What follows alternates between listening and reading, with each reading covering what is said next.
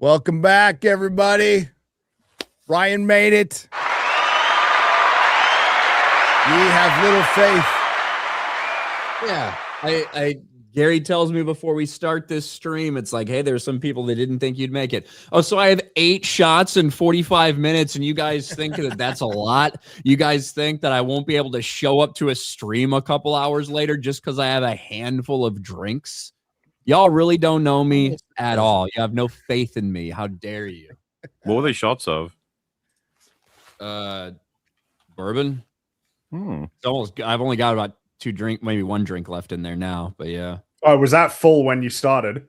No. It was like here. Okay. Not full. That'd be big drinks. That'd be big shots. You can handle it. Welcome everybody to another episode review of A Night of the Seven Kingdoms. We just finished the 3rd episode called The Squire, and I loved it. I love this show. Yes, it's short. Yes, it goes by too fast because it's good. Because you can I'll take too fast. That's fine. Yeah, you can take a half an hour episode of of Wonder Man, which feels like an hour, and so that's the difference. And some big events happen. A big event happened. Oh yeah, a couple big things. The future of the story happened. And general thoughts. What do you think, Mahler? I mean, it's kind of just solidified. It's kind of funny. I know we're halfway through, but when you get these 3 together, you're like, oh, so this is what the show's going to be about, I guess. It's like, we're halfway. You think it's like, would that be the first episode? It's like, yeah, it's doing stuff. It's getting all things together. So now, hopefully, for those who feel like maybe it's a bit too slow, they can see now. It's like, oh shit, things about to get maybe crazy and interesting and multi-dimensional. Who knows? But as we said last week, they've set pretty much everything up. So now we just need a little spark of plot, and you've got it. Big time. And, those of us who read the book knew it was coming and figured it would be this episode. Yeah. And it was. The inciting incident, and it didn't disappoint. No. But it's important that it took its time developing the relationship between Dunk and Egg, right? Mm-hmm. Before the big revelation. And yes. And this one moves so fast for me. I'm like, oh God. So what I do is I go back and watch them again. I was just telling you guys, sorry. I go back and watch them back to back again because my wife watches the latest episode, and they line up so good that way. Oh. So, definitely just rewatch the first 2 if you're going to, or maybe you've already done that. And yeah, it's basically a movie at this point. And that's exactly what I did. I mentioned to Gary just before we started. I rewatched the first 2 going into this one, and it's like seamless. It's just a continuing story. But I noticed more the second time through. Yes. And my opinion of this show, just honestly, it's been elevated. Like the actor who's playing Egg, for a kid actor, he is amazing. That kid. Like there are subtle expressions that he puts on in response to things that is layered stuff, and he pulls it off brilliantly. And this episode goes into Egg, because it's entitled The Squire, and it just builds up this character, fleshes out so well. I just adore this character. This character is just brilliant. And then the chemistry between him and Dunk is just so good. I loved it. Yeah, absolutely. It's really good. And normally, honestly, most stories with kids in, I fucking hate the children. But Egg is really good. I feel like so many of their I find myself kind of laughing at this show, and it's not even like it's a comedy, but yes, there are just so many good little moments that are thrown in that I do find myself laughing at this show more than maybe anything I've watched in recent memory, other than maybe Star Trek Starfleet Academy, but not because it's actually funny. I think they've struck a really interesting and delicate balance of Egg is actually very clever and very knowledgeable about the world, but he's still a kid. and Yeah, like he has it- enjoys, you know, knights and battles and all of these sorts of things. It's that's a tough thing to achieve, I think, of like getting that balance of kind of very wise for his age, but he's still a kid. Yeah, you nailed the point right there. This delicate balance where he's obviously educated. Now we know why. Like we're you know, seeing this episode, if people are, you know, don't know the full story, and so he is smart, he's educated, but he still has this innocence and naivety about him that they pull off brilliantly, and it comes out with just the questions he has to Dunk and stuff like that. The weird conversation they have about the song and stuff just shows that he's still very inquisitive and he still doesn't know much, like everything about the world, but he's still very, very keen and very, you know, perceptive on top of that. And very well done. So obviously the big reveal at the, wait, are we talking spoilers, Scary? We're good. We spoil every episode. Okay, I just make sure we weren't doing like spoiler free thoughts before we get into it. But the big reveal at the end of the episode is bum bum bum bum. Egg is a Targaryen. Egg is actually short for Aegon Targaryen. And so that's why he shaves his head. He doesn't want to look like his brother, who he thinks is an asshole. His brother is Aerion Brightflame, who is a massive asshole, but he's a Targaryen. So he obviously has a lot of knowledge and understanding of things about lords and about, you know, famous knights and the way the tournaments work. And like, he knows all of these things that Dunk is kind of completely unfamiliar with. On the other side, and he's also just smarter than Dunk because Dunk is kind of stupid, thick as a castle wall, all that stuff. Whereas Dunk is he's very ignorant about some of the things about the way the lords work. He can't even imagine a knight that doesn't have honor. How could that be a possibility? Yet he does know a decent amount about the lower rungs of society and peasants and things like this that Aegon, although he might think he knows about, he is woefully unfamiliar with the reality of some of the way that the small folk have to live. Well, they demonstrated that perfectly with the beginning where he tells him to sow a patch and he doesn't know how.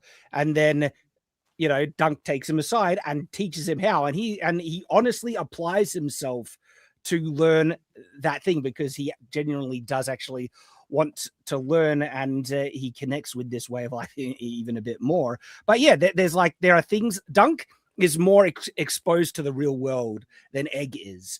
And so Egg is kind of, you know, I don't in any military, but he is using Dunk to kind of escape the world that it seems like he doesn't really, you know, connect with. And he says that, like, I would love to have, you know, just a more simple life. He effectively expresses in this episode. And that's really interesting because he connects with Dunk really well in that scene where they both actually express similar desires. I would love that. That would be great. It's lots to praise. I think that's already given as well. Like if this had come out maybe in 2 chunks, 1, 2, 3, 4, 5, 6, and they would give good reason to rewatch 1, 2, 3 now, because it's like you know, for those who didn't know who Egg was, all of his dialogue is slightly different now if you rewatch it. Yeah. Yeah, he definitely speak. I don't want to call it double speak, but whenever he answers questions, he answers them in a certain way that is sometimes not actually answering a question and sometimes framing a question back so that he doesn't have to straight up lie about some things. Even including an answer in this one. Hey, did you ever know your father? And Egg waits for him. He's like, I guess not really. Yep. And he's not necessarily lying. He doesn't feel like he knows Maekar. So yeah, Maekar I sucks we didn't get any Maekar in this episode because he is I like him. I feel like he's my spirit animal kind of. You connect with him, do you? Yeah. Right? He's not a bad guy. He's just really miserable and blunt. You know, like he's not necessarily like he's not like a loser or a failure or anything. No. Maker's actually like a very reputable warrior and stuff like that. The problem is the Blackfire Rebellion. His brother's just a little bit better than him in basically every way. And so like that, the rides on, you know what I mean? That creates a lot of conflict and bitterness and stuff like that, especially when you're the 4th son and you're that far away from, you can see the Iron Throne, you live with the Iron Throne every day, its presence is always there, but you know you've probably never, ever, ever got a shot at it. Not gonna sniff it. And then your dad is Daron the Good, and it's complicated, but Daron the Good, meaning like he's a good dude, but yeah, not necessarily a warrior, not necessarily No. anything like that. He's like, hey, what a good guy, which sometimes, hey, as a king, you can be a good guy, but kind of a bad king, Oh, well, yeah, that does happen a lot. Viserys, It does. That's right. That's the dragon. Maybe didn't even want it, but he took it and fucked everything up pretty badly. But he was a nice guy. That's So some I horrible got an children. argument with somebody who was like, Viserys is a hero and blah, blah, blah. And I'm like, bro, Viserys, like, you might think he's a good dude, but his inability to, like, his desire to shy away from conflict at all possible costs, his cowardness in a lot of ways, his ignorance, like his intentional ignorance about his daughter's affairs and all this stuff, it led to a civil war and the death of so many dragons and people or whatever. Like Viserys, you can think he's a good dude. He was a terrible king. And that, to me, that's not a hero. He's a hero to me, okay, Ryan? Let me have that. Was it you I had an argument with? I don't think so. No, we did Yeah. talk about it in the first episode on the stream. But I do really like Viserys, like especially that he was just trying. Look, he failed, but he was trying his best. I Just can't get say his anything. I like family Stannis. Get along. I like Stannis. Stannis. Stannis is the man that sure he burns his own hand and fucking does some terrible shit, but Stannis is the opposite of Viserys. Like I know Stannis he is a is. terrible fucking person, but may have been the best king. may have been the best king. Although I do Maybe. think that Stannis often, like, we have this such rosy color or this rose-colored glasses that we look at Stannis through and like, yeah, duty, honor, whatever. But He didn't. No, he's got no honor. I know, he's a the most kinslayer. dishonorable dude. Like, he's a kinslayer. He kind of does retarded things all the time. Like his attack on the Blackwater, we can say like, oh, the wildfire, they tricked him, whatever. It was kind of a stupid thing. Like And they even if he almost takes won. King's Land and he can't hold King's Land. He doesn't have enough people. Like no, he consistently he consistently fluctuates on his honor status based on what's most beneficial to him at the time. Like I like Stannis too, but I don't know.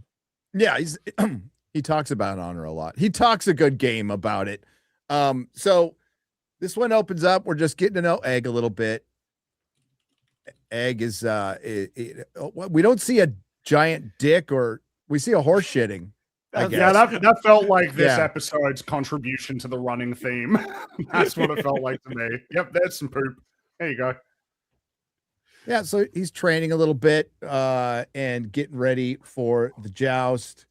And I think it's a cool little scene. I It's a love cool scene. Thunder well. talking to him. Yeah, Thunder like Yeah. talking back to him.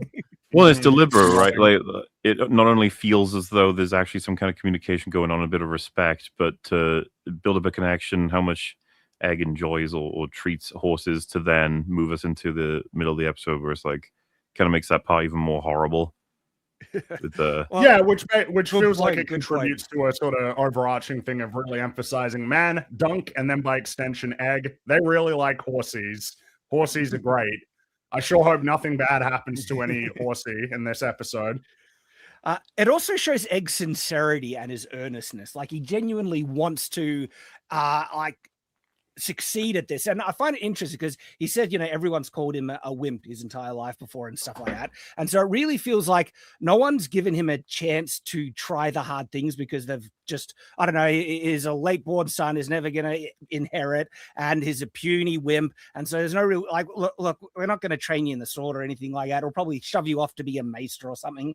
And Duncan is one of the first people that seems to be giving him taking him seriously, and he's really earnest and in applying himself and trying to step up to it, and it just makes you more endeared towards him as well. Yep. Like great. No, I like it. He's talking to Thunder, and he's like, "No, my father says I shouldn't talk to horses, but I like to talk to horses." My father says they're dumber than dogs, but I just don't think horses being told what to do. What do you think, Thunder? Yeah. It was sweet. I do like a lot of the horse stuff we get in this series so far. I do too. And look, I do like horses. I can't say I've spent too much time around horses. I don't know what the validity would be of him standing on one side of a field and tell him to go, and the horse actually kind of listening to him and doing that thing. I don't know. But this is Thunder, the war horse. We saw Sweetfoot had to get sold so Dunk can buy his armor, which is very sad. And then we still got a couple horses left, but Thunder is the most important one. Thunder is the war horse. Thunder is the horse that you ride into the tilts, that you ride into battle, the one that you're jousting on. Thunder is the war horse. And that's who Egg is trying to put through his paces, and Egg's trying to learn and make sure that he's good with, bringing the lances to Sir Duncan, that he's got everything available, that he's ready. And we saw a little bit of that doubt in Egg last episode, the night prior, when he saw all the squires and all the work that they had to put into, making sure their knights were ready. He's getting ready before Dunk's even awake. And I also love that they made it like it was him trying to train to get better, but it was also like spliced with the way young boys just play and pretend. Great little detail. No, just in that scene I was showing before, you see how tiny he is, and he's trying to carry the lance, and it really does show the juxtaposition of what you guys were talking about earlier. This wise little kid who's still a little kid, and that's where him and Dunk balance each other out, because there's a lot of stuff he doesn't know shit about. But Sir Robin Risewell shows up and asks Egg if he steals the horse, and he's all, "What happened to your hair?" He's all, "What happened to your eye?" And then they show it. It's Riesling, right? Sir Robin Riesling. Riesling, yeah. And his eyes dangling out of his skull. Yeah, it's crazy. That was the flashback we got. So, and that's all it is pulled from the book, and not this specific scene. Yeah. Robin Riesling does show up at some point in the story. And it's notable because, 5 years prior in a joust, he caught a splinter in the eye and lost his eye. And we get to see that flashback where he gets hit, splinter goes up, and those visors and the eye holes you were talking about, Shad, kind of came back to bite him in the ass, but he's just like, fuck it, kind of rips it out, takes the helmet off, and he comes back, gets another lens, goes down, and you see his eyeballs just hanging out and dangling as he's going back for another pass. It's pretty badass. Yep. And hey, credit for wearing a sword on your back, man. I mean, he's not wearing the right scabbard to get it out, but still, I respect it. Good to see. Good to see. Back. Do we want to go back? Oh no, I was saying I'm an advocate for wearing swords on backs, but anyway. Obviously, you sound very passionate about it. So, Dunk is nervous because he thinks he's gonna hit the tourney today, and dude, that song that Egg was singing was great. Yeah. Yes. There's so much good shit, and I'll have to go back and rewatch it, but he's talking about the hammer.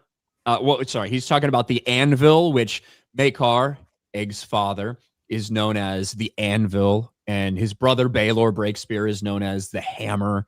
Talking about talk about the Blackfire Rebellion, talking about Daemon Blackfire, which is kind of the origination of how Baelor even gets his nickname in the first place, of Baelor Breakspear. Yep. Yes, Daemon was the bastard, so they kicked his bastard. Yeah. It's cute, man. I like it. Yeah, I love that they're bringing up the Blackfire Rebellion. Dunk is in the background throwing up because he's so fucking nervous. Yeah, like Dunk is just hurling. You can kind of hear him barfing in the background as Egg is just doing shit, and Dunk's like, "All right, I think I'm ready. Get my armor." He's like, "Right now, sir." He's like, "Yep, let's do it." And he's like, "But you can't, sir. Only landed knights and knights of honor, or knights of note. What do you say? Renown. Knights of renown are allowed to challenge the champions on the first day." Really? Why was I just vomiting then? A great question, sir. And it's a great, like, this egg, he's more like educated. He knows like the way the joust is supposed to work more than Dunk. It's just great. Then they go get some big egg. So this is a show where, like last week when he sold Sweetfoot, that was like a really good scene. And we can talk about even going back to House of the Dragon season 1. One of the most dramatic scenes is a guy walking across a room, a hall, to his daughter. And last week it was a guy selling a horse, and they are way more impactful and memorable than most of the television we get nowadays. And is it a little bit of starving man in the desert? Sure, maybe. But it really shows you how much heart this show has. And as it continues, it has a lot more, especially with the stakes that they're presented with. And they also have big fucking eggs, which look kind of good, really. Goose eggs. So, listen, the one thing George is really good at is describing food in his books. He writes like he's hungry all the fucking time. Yeah, like he would go on for 2 pages about all the different courses, and you always got grease dribbling down people's beards and onto their shirts and shit. And they get a couple goose eggs, they make up some breakfast, and Egg doesn't want hard salt beef very clearly. He's kind of a spoiled castle kid. Well, I wanted to mention that because it would have been a spoiler in the previous episodes, but now that we know, like, Egg's reaction to the food in all the previous episodes is just spot on. Like when he gets given a drink, and like, you know that scene where he was talking about I'm puny. At the beginning of that scene, he's spitting the drink back into the cup because he didn't like it. Yep. And then he gets another drink, and there's a fly in my cup. And so he's clearly been spoiled with food his whole life, but now he's actually getting treated to some good commoner food that he hasn't been exposed to. And he's like, this is pretty good. I don't mind this. It looks really good. I wanted the egg and bacon sandwich that they had that was massive. Yeah. But yeah, for people who complain about Tolkien maybe getting a little bit, too much into naming absolutely everything, George is just as bad, if not worse, when describing meals. I just find that immensely amusing. Yes. Like, yeah, George R.R. Martin is really into and good at describing food in his books. No, he can make that and nipples. So yeah, that and nipples. Probably likes to put both in his mouth, I would imagine. Sometimes at the same time. Hey, George Costanza.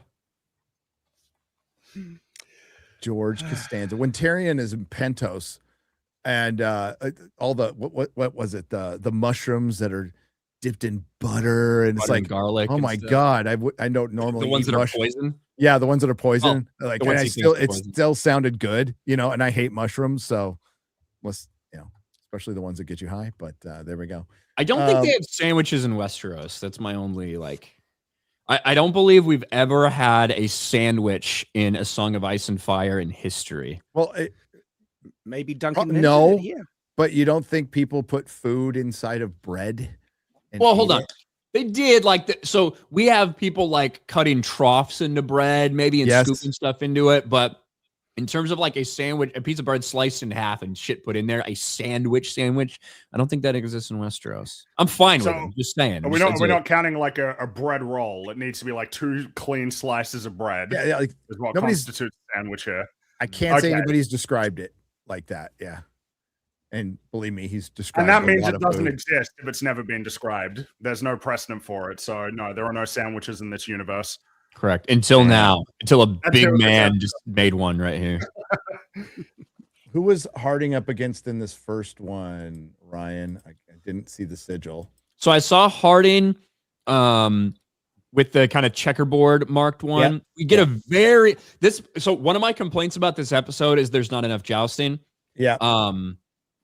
That is one of my complaints. I feel like we should have seen more. I think we should have seen more of the champions fighting. I think we should have seen more of Valar. I think we should have seen more of this stuff going on. But because Harding does pretty well, up until. So we see Harding against. I don't remember what the sigil was that they both kind of knock each other off. It felt like on one. Yeah, it was so fast I couldn't tell. So the way, just for perspective, and I don't know if they've done a super great job explaining this so far, and Shad can talk to how relevant this is of different rules from medieval jousting periods and things, but the way this tournament specifically works are there are 5 champions. And I think those champions were determined last night in that initial thing that we saw. Yeah. But there are 5 champions. And throughout the course of the next day or two, any of the knights that are entered in the tournament, they have to choose a champion to challenge. And if they beat them, they take their spot as champion. And it just kind of goes that way throughout until the end of the tournament. So like picking who you want to fight is kind of a very important thing, because you obviously don't want to challenge somebody you think is really, really, really good. Or maybe you do. Maybe you just want the honor of beating that really, really good person, depending on what you've done in your history before. But if you're like Dunk, you know, watching this and trying to figure out who you're a good match is very important. Yep. And one of these champions is one of the sons of Lord Ashford. Yep. And an added scene we got in this was, you know, the one you're about to show, in which Dunk gets presented with a potential opportunity. Yes, by the steward. Yeah. By the steward for someone to take the fall, for, you know, Ashford's son to take the fall and for Dunk to win. And this is not in the book. This is not in any of the source material. This never happens. However, I do like it because we get Dunk's honor and his truthfulness. Yeah. It's a first challenge, which is a cool one because it's like it's small stakes, but it's really important to him because it's, you know, this could be massive for the rest of his life going forward, but it's his honor, and that's clearly something that he values. So it's a good one to lead with, especially before what I assume are going to be some really crazy tests coming in the next 3 episodes and beyond. It gets very, very George R. Martin. Sorry, go on.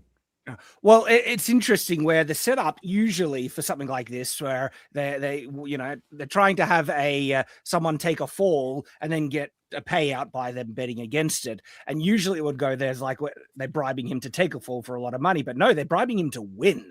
And so it's a guaranteed win, which everything goes in his direction if he accepts.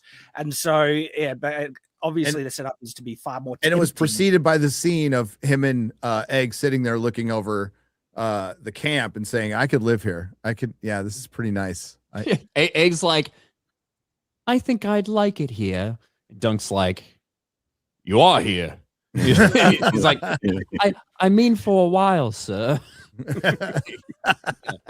But not just in this moment. There was also a great scene, I think, when they're watching the joust. I don't know if it's right here, like after, but they're just making fun of each other. Like they're having a great time watching the joust. Oh, that was funny, yeah. And like Egg starts making fun of Dunk. Dunk starts making fun of Egg. It's like, I'm Egg. I can't drink a pint of ale. It's because it tastes like shit. Like they're just mocking each other, which is disgusting. It's disgusting. It's not. Yes, it is. Well, I will get you one. Fine. So yeah, the steward offers Dunk to win what son of Ashford was it? I can't remember. I don't remember his name, but it's Ashford. Is it Leo Ashford? His son, right? I don't. I remember it's like a normal name, but they replaced a vowel with an O, like Andro or something. Something like that. Yeah, he's gonna take the fall, and he gets his armor, and he's gonna get some money, and he can stay in Ashford for a little while or whatever. He'll have. So he is presented with that first challenge and this will be an easy one, and a one that a lot of people would take immediately, but he gives them till the morrow to think about it.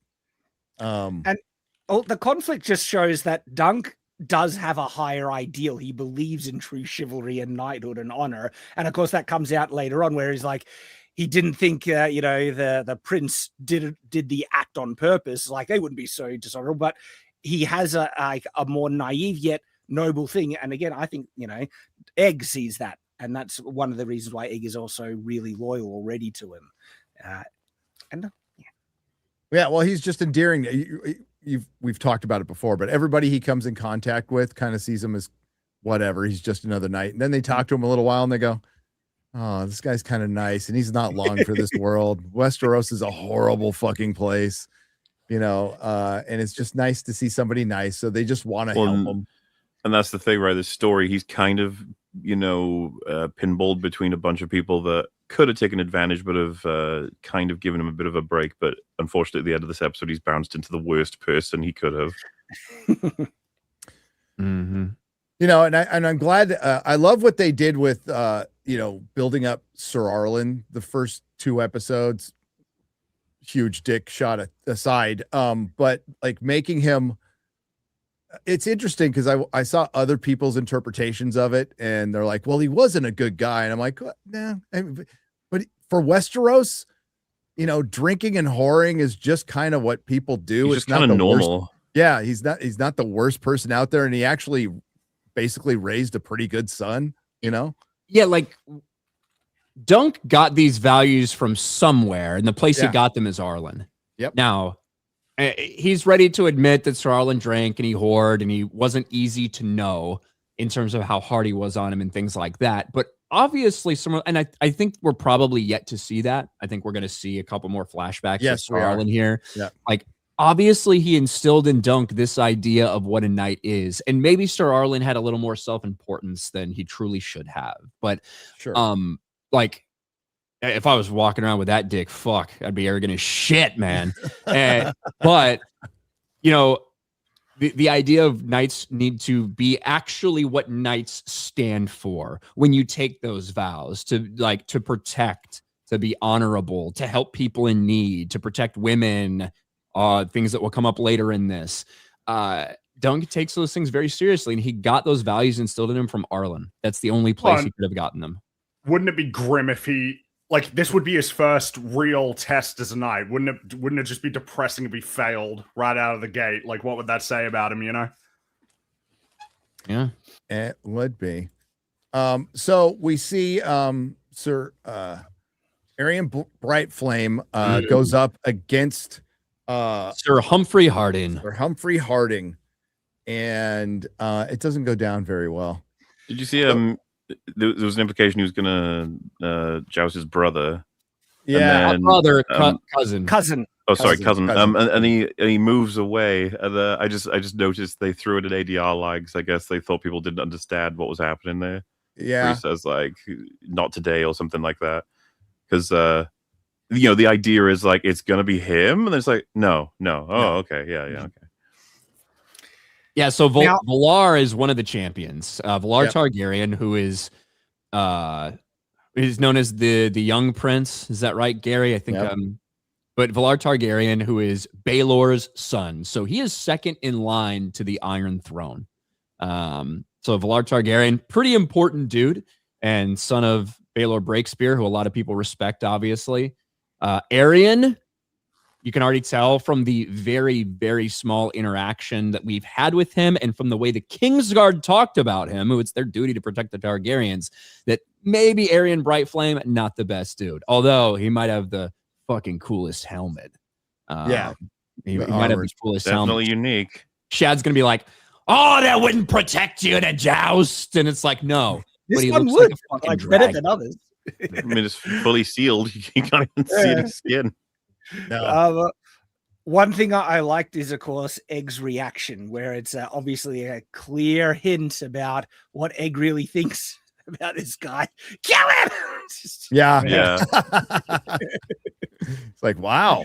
Where did that That's the come other thing, from? by the way. The book is a really good companion piece because you get all of the bonus, what's going on in their heads stuff. That's obviously very compatible with this, but I remember that part of Dunk is like, I don't know which one of them he wants dead. Like, I'm not sure. Yeah, he didn't know if he was rooting for Arion or Humphrey Harding. Yeah. Does that shield? It's tough in this lighting to get a great look at it. Does it feel like it is a green shield to you? Now that you've said it, I can see it a little bit, but I'm wondering if that's my mind playing tricks on me now that the idea of it being green has been put in my head. I don't see it. Yeah, It'd have to be a really dark green. For me that to would be a believe it's dark green. It looks black to me. So there's a couple of shots of it where it looks a little more green, and it very much, I wonder if it's harkening back to Aegon from House of the Dragon, King Aegon, from House of the Dragon, who's obviously has the green standard and everything because of his mother. Hightowers, right? Yeah. And it would not shock me if someone like Arian was channeling that king. With that, I'm not sure. Well, I mean, they're definitely similar in personality, a little bit. So, yeah, the joust goes bad, and Arian stabs Harding's horse, Sir Harding's horse, and On it purpose, dies 'cause he's on a purpose. fucking Yes, asshole. yeah, because he's a prick.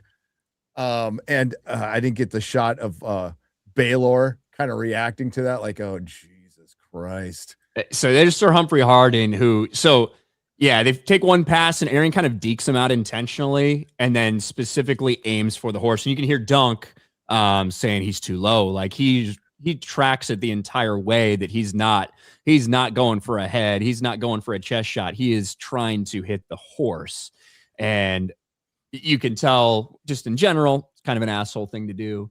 But the way the crowd reacts, the fact that the crowd wants to actually like manhandle a prince, a Targaryen prince, they throw shit at him. Sir Humphrey Harding lands and breaks his leg. You can hear it crunch. It's pretty rough, and they have to send somebody out to kill the horse, which is, I'm glad we didn't have to see that. I'd much rather see a dude's brains get blown out than see a horse, like a fake horse, get killed. Gwen Ashford, not very happy about this either, but Arian very happy with himself. Oh, and and this is all for her birthday, by the way. Which no one cares about. Nobody cares about. In the book, she doesn't even have a fucking name. No, she doesn't. She isn't named. They gave her the name Gwen for this, and in theory, it's her 13th name day or something. And this entire tournament is in her name, and whoever wins at the end is going to crown her Queen of Love and Beauty, and blah blah blah. This bullshit, but she is an afterthought because it's really about these lords, and for the Targaryens, it's about a political mission, a diplomatic mission, and no one gives a fuck about this bitch's birthday. Sorry, I was just saying, like, if they're putting more attention with the daughter in this, I can't remember the graphic novel or book if they do this or not, but I'd guess that they might have her, fall in love with Dunk, and maybe like there could be a betrothal that is offered to him towards the end or something like that. That's just me speculating if I can't remember correctly. Just because they do pay attention like that. There's a small interaction between her and Dunk at the beginning where she's like, "You're big and stupid," and kind of punches him, where that struck me as somewhat a bit of a tease / almost, a flirt, but not exactly. So it'll be interesting what they might do with her. Australian mating habits.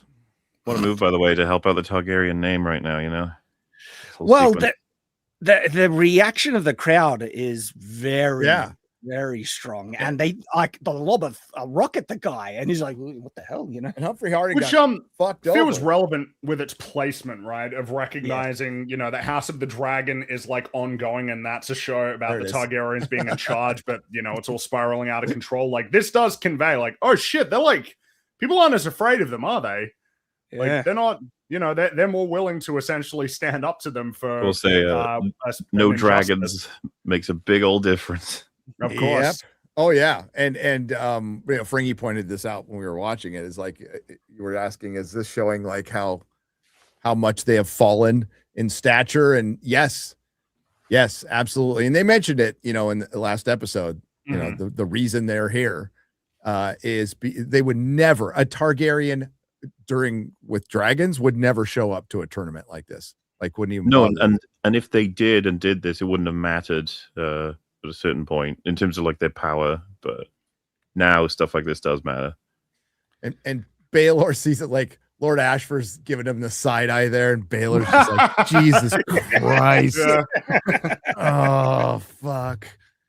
And so the Kingsguard have to come out because the small folk are pissed, right? And he's just sitting there like, yep, that's what I did. What the fuck you gonna do about it?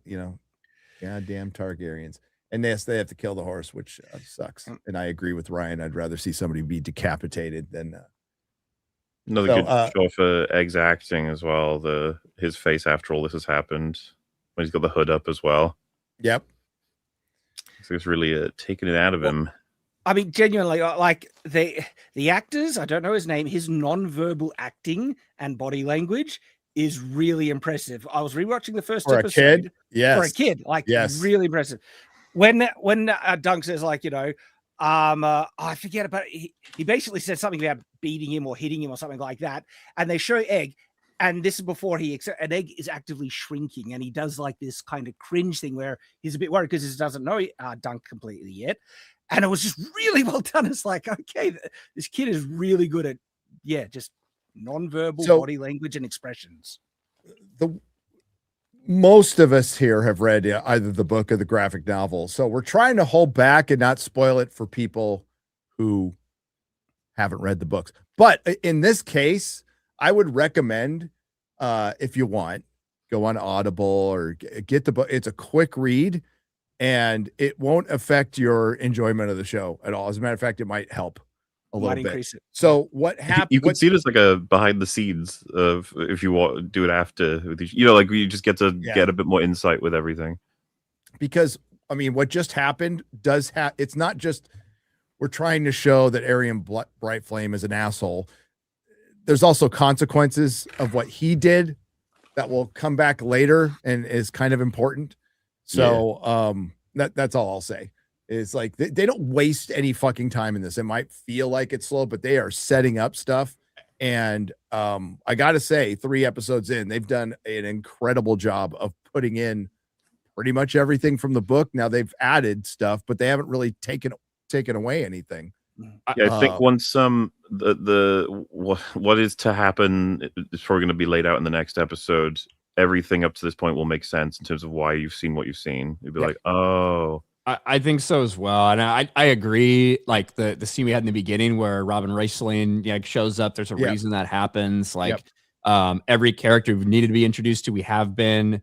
I'd like the only thing like absent from the books that I can think of. It's not even really absent. It's just kind of swapped around a little bit, and I believe that is the armor and the horse sequences, kind of like a little bit different order for some things, which may in fact be why Dunk, like some people were calling out that shield on his back when he went to see the armor in episode 2. And I do think that was a continuity error. And I think it's probably because it was filmed differently, but the way the episodes flowed and the length of them, I think they added it there instead. That's really it. I mean, everything else from the book is in this. A couple things have changed. Like the way that Dunk speaks to Baylor in the book is he's really just there to talk to Plummer, and he just stumbles into a situation and ends up in a room with Baylor and doesn't even fucking know it. As opposed to this, where he does seem to kind of have a plan. That's about it. And like you said, they just shifted order. They've taken stuff that takes place a little later in the book, and they put it in the first episode, and it worked. It really worked. So we're back getting more Lionel Baratheon, which is just great. Anytime we get Lionel Baratheon, I'm fine. And it's an interesting world building scene where it kind of expanded the history and folklore of Westeros. Well, Alice and her 3 fingers and sticking it up people's butt, and she shoves them up your ass, and then Egg goes, "Do you think there was an Alice?" And he goes, "Do you think there was a cripple who shoved her hand up people's ass?" Yeah, I do. I do. Do you think her name was Alice? Why not? But then they're like, no, I'm probably not. And then Egg was looking so deep into this story about a girl just shoving fingers up dudes' assholes. Like her name is Hope. Yeah, Egg was like very much like very thoughtful about this, and Dunk's like, I don't know. I suppose she's real. Sort of going along with it. Alice is a good name for fucking songs. It probably wasn't her name. I think it probably was. Don't you think that's a little sad, sir, that they didn't even get a name, and she probably just did a thing that she was good at, and she just used the tools she had at her disposal, sir. Wonder if I should shove my hand up men's asses. No, I don't think so, Egg. That didn't actually happen. I made that part up. Oh, sorry. You reminded me of such a weird comment that Egg made about oh yeah, the stones. hair on his stones. Oh yeah. Doug is So like, is it weird that that's happening? And then Doug said it's weird that you're asking me about it. Yeah. Telling me. Is it strange, sir, that I have black hair sprouting from my stones? It's weird that you're telling me about it. Yeah. like just their relationship and interactions are gold. They make the show a joy. And these episodes are really important, and they would be slow if their interactions and the characters just weren't as good as they are. And this wouldn't work at all. It would be terrible. This is all character work. This is a very small, intimate show, like the book was, and it could have gone horribly wrong. It could have, easily, really could have. But it's better to adapt something with a wealth of source material than with as little as they have here, and they've done a good job. Well, also, I think that because it's a short story, they that lends to an advantage that you don't often get when you're adapting something massive and you're forced to cut things to condense it into either a film or a show. Like that can be a really difficult balancing act, and often people fail at it because to get that story complete. But because this is a short story expanded into a mini series, not only are they able to fit things in, they're able to actually add more to it. It's a full story, and you get everything. They're not missing much of all at all. Oh, so there's this scene. This is a great scene. One last thing about Lionel Baratheon that I'll just say. There is not a Baratheon who's ever existed that has like that poorly developed pectoral muscles. Okay. Yeah. Lionel, I said it from the beginning, too skinny. I like the acting and I like his entire character, but energy. I like his energy, but it's got to be a little bulkier. Could have jacked himself up for the role, but yeah, you got to have. I mean, come on, dude. Come on. What are we doing here, Lionel? Yeah. He's a fucking Baratheon, bro. This man holds the seed in which Robert Baratheon sprang from at some point in time. Like, what are we doing? Bet you he couldn't, though, because he's also doing Gentleman season 2. Right, so maybe he wouldn't be allowed to get a buff. Yeah. Because it's like, well, you can't be buff. You're meant to be kind of like a weedy loser. Like, you know, meant to be a cool guy. Really good news we got about this show is they're really proud of the fact that it's annual. Remember when shows came out like once a year? Yeah, now it is like bragging rights. Hey, we managed to get 6 episodes done in a year. Man, it's crazy how they managed to do 24 in a year every year for like all of television history for a while there. Multiple shows running at the same time. Yeah, I remember that. I don't really know how to approach this unless I tell Mahler and Fringy to plug their ears. I mean, I think I guess I can do that. Okay, because well, I mean, how do we? Don't they talk about this in Game of Thrones? Absolutely. The tragedy of Summerhall, most people know. Yeah. So, but not everybody, and it's not written about yet. So it's not like George. This is a thing that's alluded to as like a summary, right? There's no actual event that's been described in full It's a complete mystery of what happened there. This fortune, if it's canon, added to that something significant. I think Ryan might disagree, but I mean, they live pretty long lives for Westeros, and where they meet their end is really significant. Like something pretty major happens that leads into Robert's rebellion. That sets the stage and potentially plays a part in the Prince of His Promised prophecy and in things that, or people feel like it does, even if it doesn't. I mean, if you've seen Game of Thrones and House of Dragon, and this, it's like we've got anchor points all over the place of like this will happen between these two shows at some point, and it means a lot for this thing. It's kind of interesting. We wouldn't get Summerhall for another 10 years plus if they actually managed to make all of this. If George had actually had his shit together, that's where they would end this series with Summerhall. But they're not. Get Robert Rebellion, his TV show. I heard a rumor, and so I don't know if this is true. This was just floating on X, right? That the creator of this show wants to do 3 seasons or 4, and then wait 10 years, and then do another set of seasons, and then wait 10 years and finish it off and go through their entire life. So That is a lofty goal. It's a lofty goal, and it's never Warner Brothers will be bought by 3 companies in those 20 years. Yeah, there's just like no way that they would want to do it like that. If they're happy with this and they're getting like the viewership that they want, they're gonna want to keep it going consistently. They would just recast Egg if he's not suitable anymore. So they encounter a fortune teller. Oh, let me tell you your fortune. And what does she tell Dunk? She tells him he'll be richer than a Lannister. Richer than a Lannister. Which can mean a lot of things. Yeah, it could have a lot of different meanings. Maybe money, maybe just in his life. Maybe in his life, like he has a rich life. Right. Things like that. And he's like, all right, do him. You know? Yeah. And she turns and looks at Aegon, and what exactly does she say? I don't know if you have the said you will well, I can I don't know if we have the closed caption that we can pull up. Here, I gotta move it, so I gotta take it off and then I'll whip it back out. Yeah, that's fine. Because the wording is incredibly important.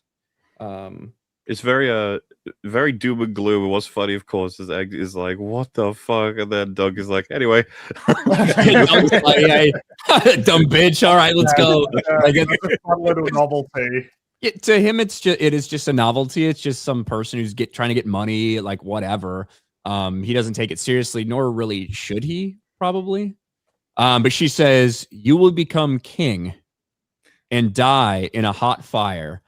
And I think she then says, and anyone who knows you will hate you. Is that what she said? Like, people who know you're dead will be happy. Yeah. She says, everybody who knows you will rejoice in your dying.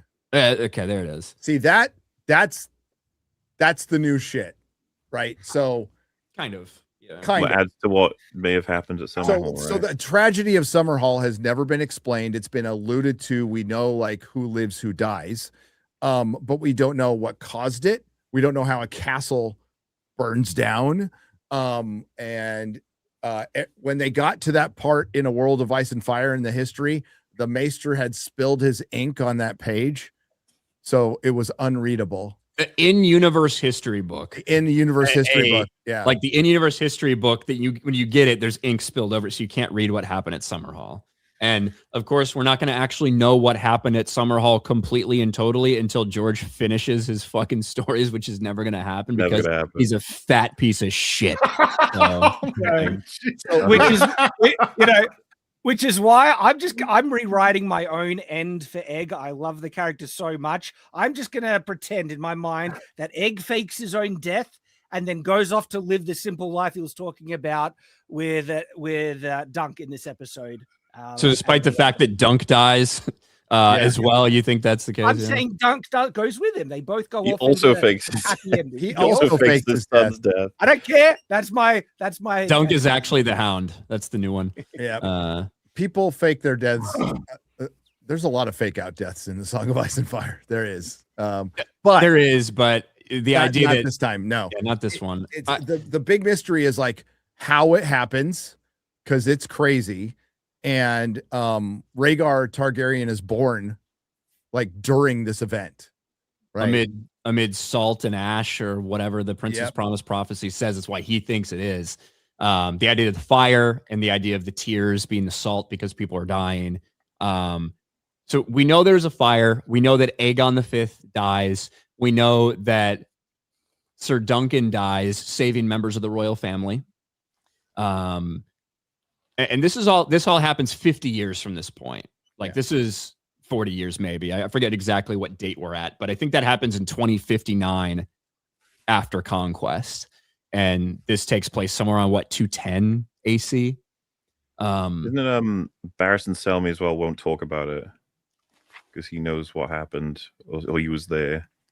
Right. So there's so many theories and questions, and I would say the most settled upon theory is that people believe that Aegon V was trying to in some way bring dragons back. Yes. And they think that he was using fire to do so, and maybe, pyromasters and stuff like that to attempt to birth dragon eggs, to make dragon eggs hatch potentially, and that he was doing some sort of ceremony involving magic, invoking magic to attempt to bring dragons back because he felt like the Targaryens needed them for some reason.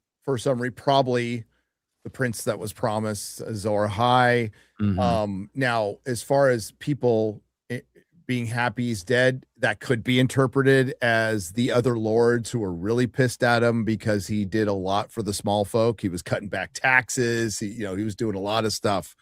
But he was. It would be interesting if it was. There's another theory out there. If it was people who were around him, Ryan, who would be happy because he maybe sacrificed members of his family to rebirth dragons. Right, because that's all these questions. This blood magic that often requires sacrifice. Did somebody, in the same vein as the Maester theory, where the Maesters have something to do with the Maesters maybe actually killed the dragons off, or like, did somebody try to sabotage this ceremony?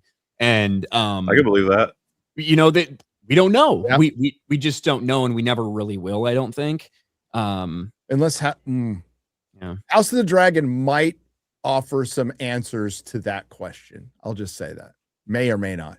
Not to the Summerhall question. Not to the Summerhall question, but Maesters. the Maester conspiracy, possibly.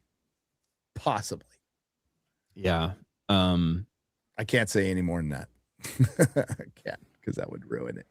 But it really interesting that they threw this in, but and we talked about a little before the stream, Egg's reaction to the way that the puppeteers are able to make fire, which is very interesting in retrospect, because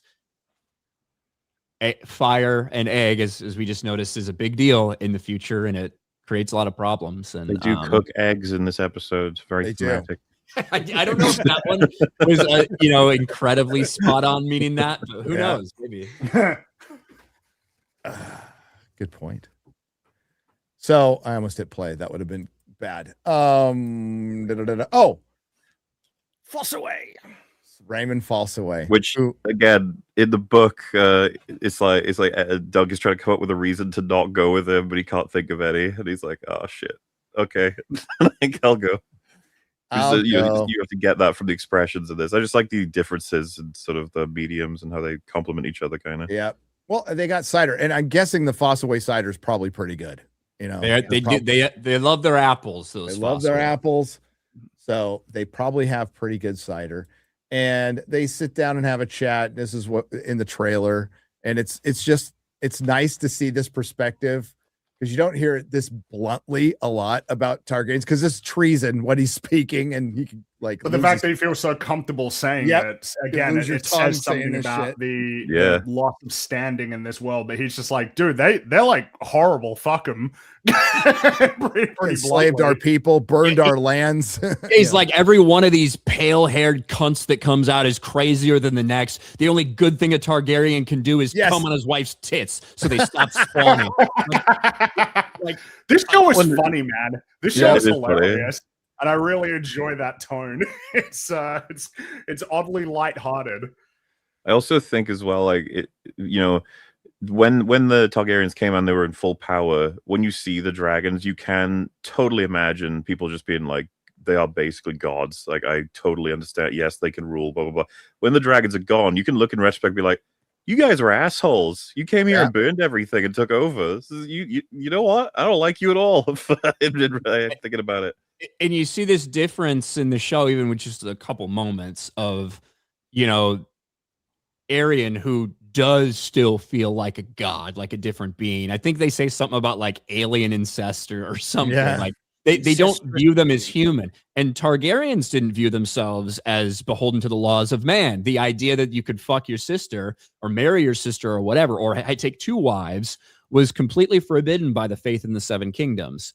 And it was excused for the Targaryens in certain circumstances, even though there was pushback by the Septums quite a bit. It was excused in some circumstances because they had dragons, they could kill everybody, and they were viewed as different beings, more angelic looking beings in a way. And now that you've got elves, and because of a variety of reasons, because the dragons are gone, because in order to keep Dorne in the Seven Kingdoms, they had to make so many marriages with the Dornish. So you start getting Targaryens that don't all look pale-haired and purple-eyed. You have some that are dark-haired, like Baelor and his son with the little streak of white in his hair.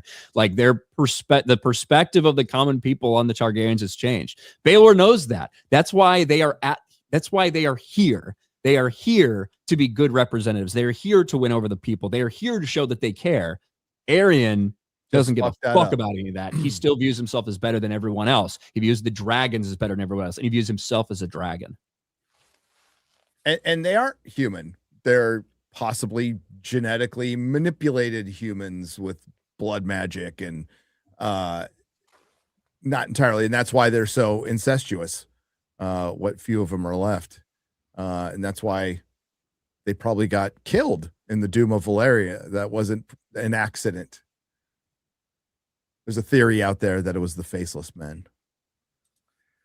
We'll never know any theory we ever have. We'll never know. George's never going to write another single thing. Nope. I'm not going to know anything. Nope. So Dunk is like, wow, that was really harsh. And he's all, I got a little carried away there. Sorry.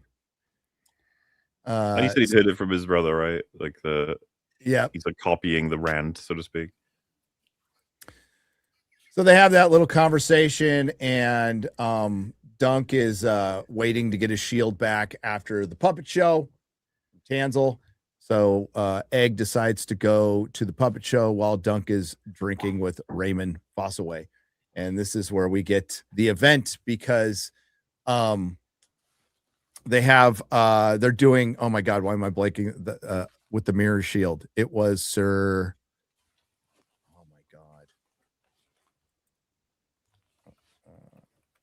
mirror shield, help me out, Ryan. No, he's gone. He's gone just when he was needed. And I'm blanking on his name now. Selwyn and the mirror shield, and he slays a dragon. Now, this is a myth from I don't know if it's the Age of Heroes, but it's thousands of years ago, when dragons were in Westeros, before the Targaryens were even a people. They were still like sheep herders at this time. Dragons were kind of all over the place, and there's a myth, a fairy tale of him slaying a dragon with a mirror shield, and she, Tanzel, playing Serwyn, slays the dragon. Did you have to imagine when the dragon went down, she realized who was in the audience, that she was probably like, dude, other plot line now, and the dragon gets back up like, I'm fine, I'm winning, actually. Yay. Yes, goes tonight. Because it is considered treason to even have a play slaying a dragon, especially when a Targaryen walks in and sees it, and she immediately knows this was the moment she knew she fucked up. I like the way they played it. Is that considered treason, or just in the eyes of the arsehole prince? Just in the eyes of him, but in theory, if she had known a Targaryen would walk in there, it probably wouldn't have been the best thing. It's one of those laws that are like, it depends on what officer you're dealing with, right? It's like, it doesn't really it depends matter on which Targaryen you're dealing with. If Baelor walks in, he's not going to. Yeah, that's what I'm saying. He'll probably like, go, don't do this again. You know, and it's not like this is the play they're putting on. Is it's Serwyn of the Mirror Shield, right, Gary? Yep. That's the So that is from the Age of Heroes. It's forever ago. It's before the Targaryens even came to Westeros. You know, it's a knight who used a mirrored shield so that the dragon didn't know it was there and just saw himself, and it got close enough to kill him and whatever. It'd be one thing if it was, say, a play truly mocking the Targaryens or supporting the Blackfire Rebellion or something, but it's not the case. Arian definitely overreacts a little bit. Sorry, I was gone. My fucking internet went out, probably because it's cold here. Some bullshit. Oh, well, you were just bragging about how warm it was last week. Things change, huh? Yeah, it's below freezing outside. What? In Florida? Gary, it was 20. I think it was either 24 or 25 degrees when I woke up this morning. 12-degree wind chill. Jesus. In Orlando. Sounds cold. Yeah. No park hopping. Man, that's like 12% hot. I don't know that reference. You know that reference. People in other countries or whatever bullshit. Let's see. It was -3 degrees, or no, -5 degrees, and then the real feel was -11 or 12 degrees for you fucks in other countries. That makes way more sense. You were cold, no? Well, yeah, okay. But guess what does when it's 95 degrees where you are, and you're like, oh my god, I'm dying. It's 33 out. That's I know. fucking gay as shit. That doesn't have anything like to do pussy. with. That's just British people. That has nothing to do with stupid measurements. Yeah, Arian Bright Flame overreacts and he breaks Tanzel's fingers. Yeah, Pretty it's rough, gnarly man. too. And Dunk snaps. He sees. Oh yeah, he sees red. blood. Yep. He tried to it's get like- that too tall I like it pussy, though. you know? Well, because there's kind of like a multiple angles. It's definitely that because he likes her specifically, but you could also just argue this is the spirit of a hedge knight. It's like this is just fucking this wrong. is an injustice, and I'm going to put a stop to it, which is really cool to see. But obviously, this is something of a doomed action. He's fucked. this is What I pure like- naivete because Exactly. 99% of hedge knights would do nothing. Would Of do course. absolutely nothing. Yes. It's so in line with his character because Dunk, he doesn't think things through. He didn't even think of what, sigil he should put on his shield before he asked the girl to paint one. And so he is a little slow and thick in that regards. And it's so perfect for him that he would see this and just react without thinking of the consequences of what would And actually this is happen. what makes him a true knight. I was going to say the irony, of course, Yeah. is he's done what is the right thing here, where others wouldn't because of the fear of the Targaryens and all the other circumstantial sort of stuff. But I was saying right last stream, we're expecting that the tournament to come is going to be as big challenge as a hedge knight to see what's going to happen. It's just like it's as simple as this. It is a helpless woman getting attacked by a very powerful royal family member. Test. It's the whole with no time to think in a moment of crisis, right? You see who someone really is, and what you see here is, he really is like a great guy, like a noble man And, who wants to put an end to an injustice. and also really big and beats the shit out of him. Yeah, Lays Kicks his him ass. out. Yeah. I like the go to grab his sword, he kicks it out. It's just like, yeah, they Yep. kept that into. Yeah. So like I am interested. So I only got to watch it once. He hits him. Does he hit him across the other side with his right hand as well? Is it I right think he hand and does. back across with his right? And he has to, right? Just it is kind of like it is important the things in which he hits him with, because this is kind of a spoiler, but not really. We'll find out next episode that look, obviously there's severe punishment for hitting a prince, for hitting a Targaryen, and you can even tell when he stands up and he's just very simply like, why'd you throw your life away? Wow, Why'd you throw Like, your you life know what away for happened. this whore? He can't believe that anyone would interfere, especially for something that in his perspective matters so little. Some random Dornish puppeteer bitch. And the standard punishment, if not death, would at the very least be, well, that hand or any limb that hit a prince, you'd have to lose that. Gotta come off, yeah. Yep. In the same way that, hey, you loosened my tooth, so Yeah, I'm going to take all of yours, and he gets set up to curb stomp the motherfucker. Yeah. And Yeah. it takes 3 to 4 American men History to hold X him there. down. Oh, and you got to appreciate too when Egg comes in to try and defend him. The first thought Dunk has is just like, leave, get out now. You're gonna get hurt don't throw too. your life away too. Yeah. See that Dunk is just a good character. That's what I love about him. Yeah, I'm rooting for him hard. I really want him to do well. I want him to have a good life.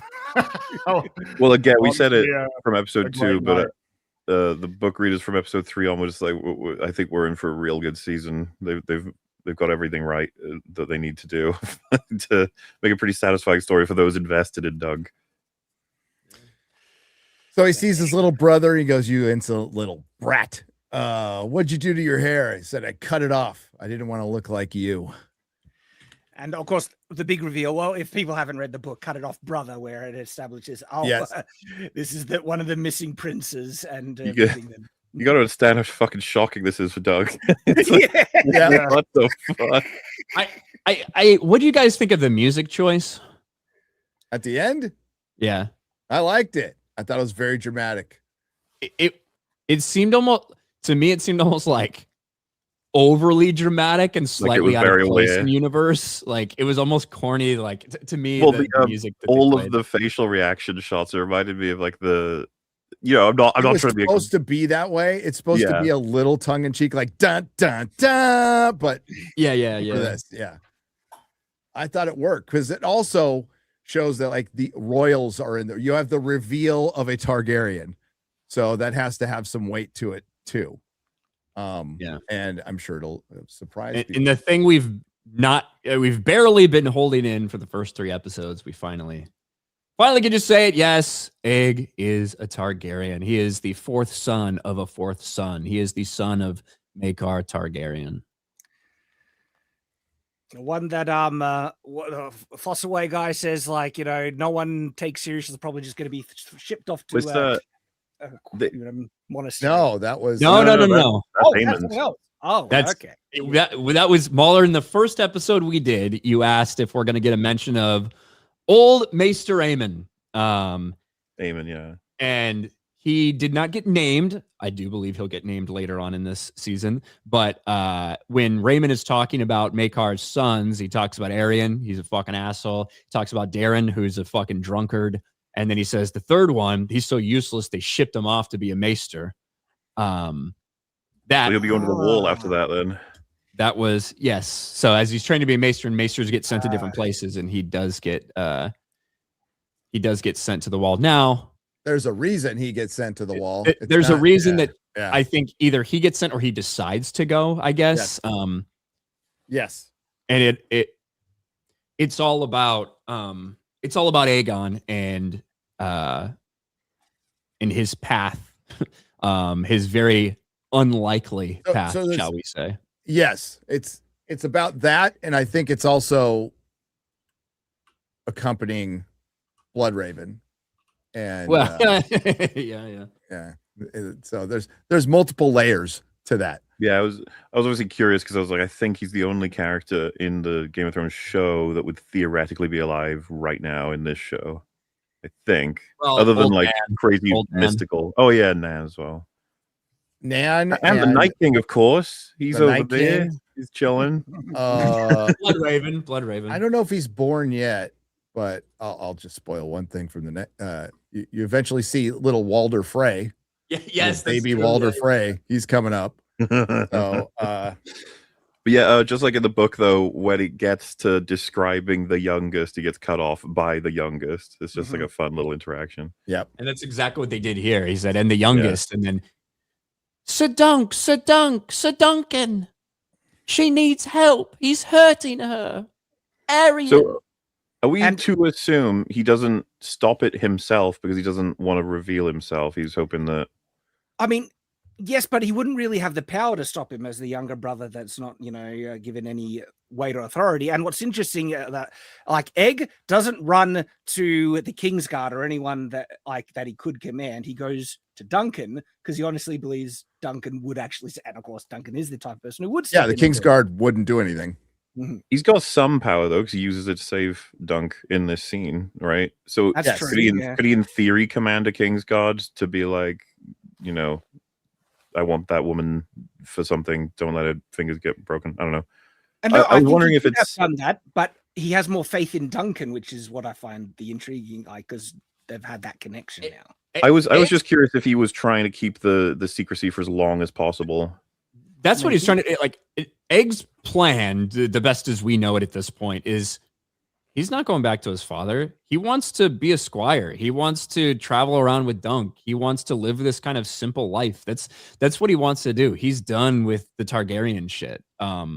And I think that's why he doesn't want to reveal himself, is because he knows as soon as that happens, it's not really an option for him anymore. Yeah, and we've seen in House of the Dragon, Kingsguard being caught in a conundrum between a princess and a queen. Right, where they're getting commanded, like, don't do anything. You cannot do anything. You just have to stand back and let this play out. Or even that scene where Rhaenyra is like, the minstrel's playing, and she's like, stop. No, keep playing. Stop. Keep playing. But they have to kind of go to the higher rank when they're the Kingsguard. So I think Arian would have trumped Aegon on that one. But what happened happened. But he is able, but it's a good question because 2 seconds later, he is able to get the house guards to stop. Yes. To stop He names from them. killing Dunk, basically. So it's a perfectly fair question to ask. Yep. I think. Good reveal, good ending. This Yeah, set, nice please. place to be a halfway point of the season. You know, Next feels episode, appropriate. please. No. Yeah. Apparently, it's coming out earlier because of the Super Bowl. Hmm. oh, is it? Oh, the next Yeah. episode. Do you Apparently, know what day? I saw Bowl- somewhere the 6th, so The Super Bowl Friday. should be over by the time this comes out, but maybe. Maybe it's not the case, but I thought I saw it somewhere. Hold on, let me double check. Oh, chat saying Friday, 2 days earlier. Yeah, That's, apparently, HBO Max will release on February 6th due to the Super Bowl. coinciding Okay. with FNT. I like that. I like Well, that. FNT Well, will be over It'll be over by then, yeah. by then, so we'll just have to double duty. That's how Yeah, time man. zones work, Shad. I'm up for it. Are you up for it? Hell yeah. Everybody up I'm for ready. it? Yeah. Here, You man. got Mahler? You up for it? I'll have to cancel my big Friday plans. Yeah. Oh, me too. To get drunk immediately after FNT. Oh, really? I I just sit down and watch TV and veg. Yeah. Okay. Well, that's cool. Comes out earlier. I'm actually excited about that. I don't Then it mind. means you have to wait longer for the next episode. It'll be I more than a know. week. And episode Oh. 5, I think, is going to be Crazy. Where it Yeah, all goes right. down, do you think it'd be Yep. 5 or Yes. 6? Yes. Five. 5. I was thinking it could be. I originally thought 6, but now that I've heard a couple people and they're like spoiler-free thoughts on the season and the things they said about Oh, 2, wait a 3, minute. 4, and 5, and they said that you count 1 and 6 bookends. I think 5. Oh, is- okay, yeah, fair. No. So, okay. 4 is going to come out on, we're going to have to do it Saturday, like morning or something. It is Uh, Saturday morning for me when you guys do it on that Well, Friday. it'll be for us because it says it premieres at, this is fucking retarded, midnight Pacific on February 3 6th. a.m. Eastern Standard Time on Saturday morning or on Friday morning. Oh, that's a good question. It's Friday know. morning. That's why I So asked. we could do it before FNT, Oh, technically, if you want. why are they doing this? It's I don't confusing. know. us. So it says Friday, 12:01 a.m. Pacific time. So yeah, we could do it before FNT.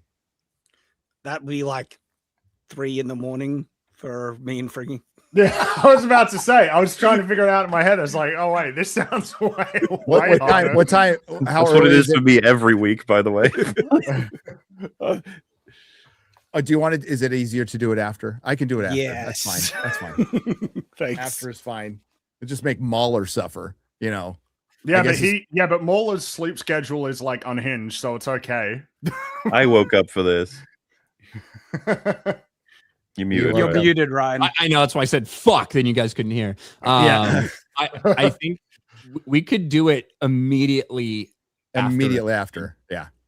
You know. Yeah.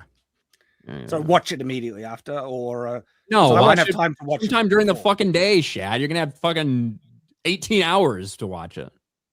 Hang on. What is it So, actually? so after release? FNT, we do this stream, is what you're saying? Yes. Okay. So it's gonna come out. What time is FNT for you? Chad? 7 in the morning. It is going to come out 16 hours before that. Oh, That's when- okay. That's when the show is going to come out and debut. So you have 16 hours between when it comes out in FNT to watch it, and then right after FNT, we'll do the stream. We will. Yeah, discuss it. that's easy for me. Excellent. Hope you enjoyed that, chat. Yeah, a little business meeting right here. But yeah, no, it's fucking Super Bowl, whatever. Let's get to the people, shall we? Yes. Yes. We got Anti-Zero Space for $10. Says the last episode made me bust out laughing at Sir Arlen's of Stiffy. He wasn't even stiff. Alan Tudyk in Knight's Tale is slightly effeminate voice. It's a Lance. Hello, it's a Lance. I gotta see The Lance. It's called a lance. Hello.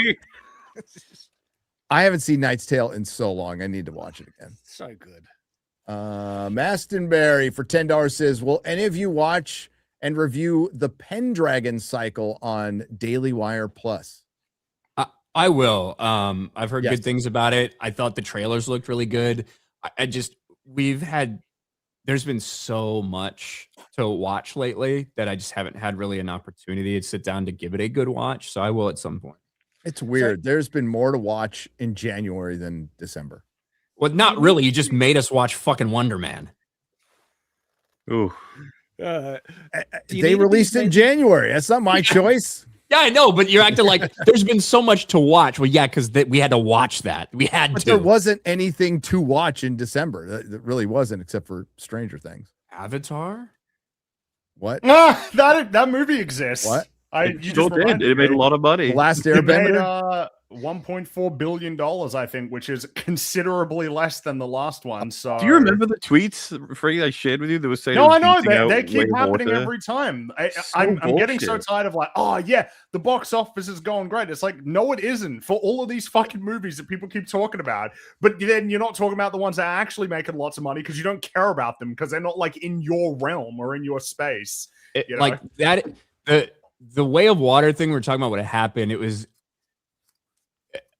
around the holidays. You have to kind of keep everything in perspective. And considering Avatar Fire and Ash came out so much closer to Christmas, it got that Christmas bump much earlier in its run than Way of Water did, where Way of Water got it like the 8 or 9 day release. So the people that were like, look at it, it's already tracking ahead. It's like, maybe technically, but not when you consider the big bump that was about to happen for Way of Water in its release versus what we would see a fall off. So like you have to keep all that in fucking perspective, and all those people look retarded now. I was looking at like direct comparisons. It was bullshit for like the whole time what they were saying. And yeah, there's a near $1 billion difference in terms of the box offices. Like that is, it's like, how could you say that 1.4 billion is anything but a major success? It's like, yeah, James Cameron said it needed to make 2 billion. Yeah, like what is this? Why do we all just foregoing like relativity as like being something that matters? As if like it isn't, as if you can't compare it to something else and go, oh shit, that's like a much lower number. It's like, oh, but it's still profitable though. It's like, well, sometimes no, it isn't. I'm not saying that necessarily for this one, but if you make nearly $1 billion less, that's a bad trajectory for your series, you know, even if you are still profitable now. Yeah. And you know they would have had a big old meeting with him. Been like, so that's a lot less, James. And he'd be like, yeah. What do you want to do? Like, oh, and how much is the next one going to cost to make? Oh, like $800 million. It's like, right. If they make it. I would be surprised at this Dude, point, James Cameron's on the video just saying, like, it'll cost the moon. I require the moon. You can have it. Hey, Artemis 2 takes off on Friday. I think Friday. You guys know what that is? Off to the moon, right? Off to the moon. Mm-hmm.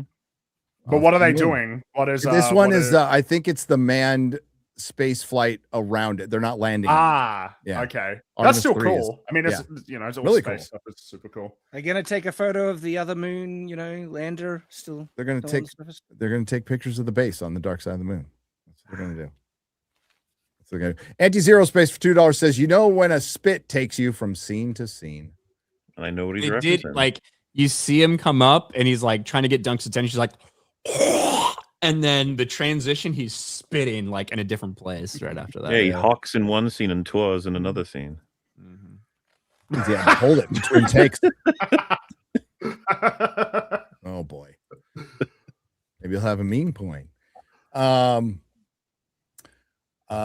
Poke God for $10 says, I like the escalation in this episode. What I didn't like was the Kingsguard helms being too pointy. It really took me out. I didn't have a problem with them. There's a lot of pointy helms in A Song of Ice and Fire. Yeah. I'll have to go back and look at it, though. I'll watch it again. Thank you. Anti-Zero Space, too short. Need longer episodes. Shut up, Gary. I know it's a novella. Hey, guys, it's a novella. Novella sounds like the girl version of novel, doesn't it? It is. My answer is rewatch the last episode before you watch the new one, and it feels more complete. It That's does. What I'm probably going to do now. Well, and also just too short is better than too long as a problem to have with like a TV show or movie. I'll take shorter episodes if it's all good than like a longer one that's more drawn out and like less boring. Substantive. Too short is a better problem to have than too long. I would say most women wouldn't agree until they met Sir Arlen. Well, we already had one of our female viewers in the audience say that's a deal breaker. That was a deal breaker there. That's a pussy breaker, right? That's there. a breaker. All right. Yeah. Cheers, Ryan, says Little Boy Blue for $2. Cheers. Cheers. Thank you, Little Boy Blue. Brian Townsend, let's go. Who invited Miss Spoiler Alert? Does anyone else wish that we had 3 1-hour long episodes instead of 6 30-minute ones? I feel like I'm just getting into it and bam, it's done. Insert joke about sex life here. They would have to invent too much to expand it out that far. They already have enough room to add new stuff. He's in same run time. 1 hour. Yeah. You know that that would be a better viewing experience. That might be better. I do think that the split on episode 3 to 4 is pretty good though, as like a breather of like, whoa, all the shit that's just changed now. You know, if maybe 2 1.5 hours. I don't know. I think this will be much more enjoyed as binge. I think so. Yeah, it will, but I think this is the smarter business decision the way it's coming out. Absolutely, because more people are talking about it and it stays in the Gets promoted every week. It's in the zeitgeist, and if their only complaint is we really enjoy the show, it's just too short. I mean, there's Good worse problem problems to to have. Yeah. And what would have, the whole thing of like telling people to watch it all at once as it came out, that'll still happen once the 6th episode is out. We'll just be like, go watch it all now. Yep. Rodimus Supreme in the chat says, which woman in chat said that? I'm more her speed. Brian Townsend says, Shad, is what Arian did legal? The whole dodging, then deliberately killing the horse? Surely that's unsportsmanlike conduct. What a piece of shit. I mean, yes, to that part, but he has enough plausible deniability that, I just missed my lance strike. And, unfortunately, accidents happen in jousts. Also, he's a Targaryen. So he's not going to get like criminally punished or anything. But if you picked up on a couple lines, you could hear that Arian basically had to give his horse to Sir Humphrey Harding because of what he did. He was held accountable for that. And I believe we didn't get it spelled out in the show, but I believe a different champion is selected. It's not Arian. Arian doesn't get that champion spot. I believe it's a different champion. Maybe even is it Harding's brother or something like that who gets is it in the tournament? It might be. I think, but there's 2 Hardings. So somebody else gets that place. Arian does not like. It's not like he wins. They don't give him that. They don't want that as a victory for him. I don't believe. In terms of actual legality, it depends on what the specific rules of the joust were and the rules of the nation, because they have different laws in different worlds and regions. So, yeah, that's variable. You think there will be problems with dishonoring the family being a piece of shit, but look at Damon. Different time. Damon also has a dragon. Yep. Yeah. And the king and his king's a fucking pussy ass bitch named Viserys. So Shad, get him. Get him, Shad. Ryan has a point. Ryan actually does have a point about Viserys, but I still love him. Yeah, I mean, like, it's okay to think he's a good person, and he, like, it's okay to think he's a good person. I just think that's actually one of the realities about being a leader in general, but especially in times like this. Sometimes the best person with the kindest heart who doesn't want to hurt anybody, sometimes that's not going to make the best leader, right? I suppose, it's just not. You guys have mentioned that George will have repeated characters and stuff, but I guess he does give a good breadth across these stories of different leaders and their results. Because watching Viserys' story and how the kingdom crumbles is very different from how Robert's does and his approach, and then that's very different from there is like who'd you guys pick if it was a single character, maybe familiarity for the shows if you could pick so people know who you're talking about for sure, but like a character would be best suited to rule. And the requirement is it increases happiness the most wholesale across the country. All of it. Oh, like are you talking during like the Game of Thrones time frame? Like if we have all these people who could have fucking ruled, what would have been the best thing to happen? Is that what you're saying? Who do you think is the best ruler basically as an individual character? I guess era is kind of irrelevant if we're just going to cross all time. Best sensibilities. I mean, I have to think about that a little bit, but look, things could have been different if, say, Ned Stark decides when he sees Jaime sitting on that throne, if Ned takes the throne instead. Robert was completely ill-suited for rule. Robert, like, didn't even really care about ruling. It was just kind of a thing that was a carryover of this revenge that he wanted for Rhaegar. And because he has 1/8 Targaryen blood in him because of his grandmother who married a Baratheon or whatever, like that's how they justify him having it. But I don't think Ned Stark is a perfect person. But imagine if Ned Stark had been the king instead of Robert Baratheon. And I think we can all kind of agree that Ned Stark's morals and his honor are pretty well suited for a job like that. And however, I will say, Ned Stark, with his dying breath, desperately tried to save his family instead of doing what was good for the realm and revealing that Joffrey was indeed a bastard and that Stannis was the one true king. But, that aside, sorry, Ned fans. I'm a Ned fan too, but like he does do that with his dying breath. He uses it to try to save his family, which is certainly honorable, but he doesn't do it for the realm. Because that's obviously a really interesting. Like, there's a couple of those sort of deviations in history. If you could be like, what would have happened if this had happened? But like best king and hand combo any era, you could just pick Ned and Tywin. I was about to say that's got to be a good balance, right? Ned is king and Tywin is hand. Tywin would always be trying to usurp him, though. Tywin would be just biding his time. Tywin. What about Tywin king? If there was a settled amount of power, Tywin would be a terrible king. Tywin would be a fucking terrible king. Even during the good times when he was hand for Aerys, look, he did a great job as hand. However, even when he was doing that, he was constantly trying to get his house more power, which at the end of the day, just like Otto, just like many hands we see, that's kind of what hands do. Across any era, though. Jaehaerys the conciliator. He was he ruled for a long time. There was a lot of peace. And it's also, well, it's in the book, but he did what needed to be done. He did a lot of things that pissed off his wife, like a lot, to where they didn't talk.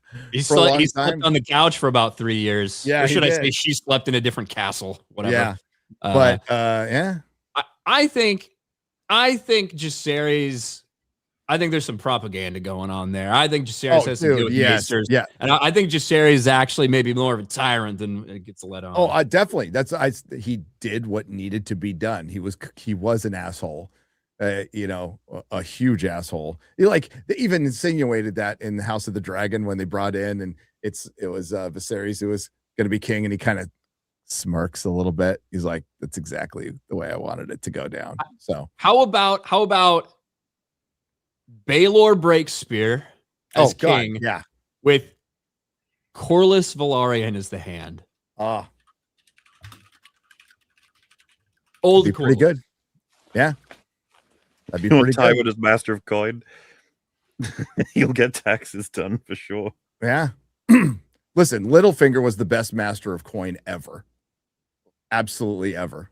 Whatever magic he did, he was good.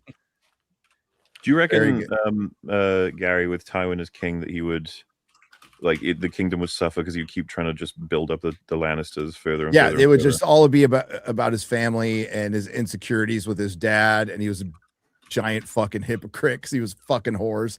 That would all. I think that once he got what he wanted, I think it would be good, actually. I'm kind of in that camp as well. I feel like he believes that the health of the whole of Westeros means the health of his family. So Tywin with his children, without Jamie learning the lessons that he needed to learn, and Cersei, they'd be terrible.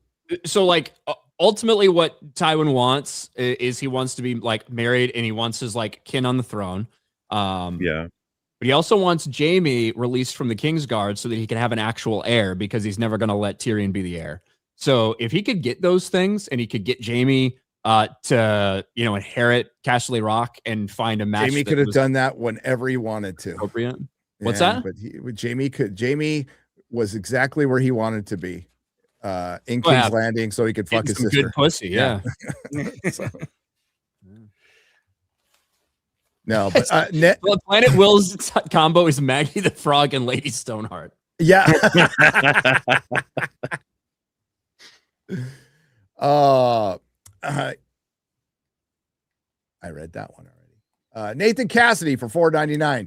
Do we have any viewing figures for this show? I'm feeling this is going to be Game of Thrones Andor, considering how jaded a lot of fans are to this franchise. It's doing pretty well. And I also don't think it's that's as analogous, because as much as they're, you know, obviously people hate Game of Thrones ending, and there's some discontent about season 2 of House of the Dragon. That's Star Wars has been like shit for a while, like it's like reliably. So well, this is a perfectly fine intro show as well. You don't need anything to watch this. Yeah. It's way more consumable than Andor, I think, to an average viewer. You know, massive cocks aside. And House of the Dragon did a lot of heavy lifting in bringing people back. Like that first season is really good. And Andor has nothing on. Well, I guarantee you for that. Andor has to be that show. You know, this entire season costs about the same as an episode of Andor as well. So. If they nail the landing and everything goes well this season, we'll be having people sending messages saying it's like, shit, they've got me back. God damn it. With a much smaller story, but I mean, it's a good question, and we'll see how it holds on. But its premiere was the 3rd best for HBO Max. It's pretty crazy. I'm expecting viewership to just go up with each episode coming out. Well, if episode 5 is what we're expecting it to be, I think everyone will be talking about it. Yep. Please do a Bobby B voice impression to this. Damn you, Ned.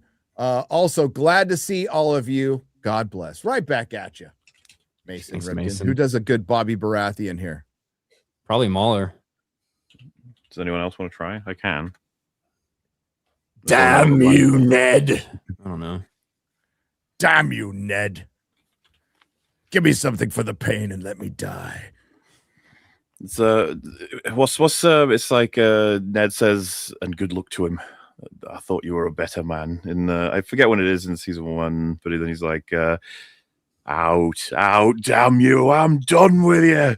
Go, run back to Winterfell. I'll have your head on a spike. I love him as fucking Robert Baratheon. He's awesome. So good. Mark Addy. Vermithor for 20 says, "Hail boys, the only thing I don't like about this show is the time I want more.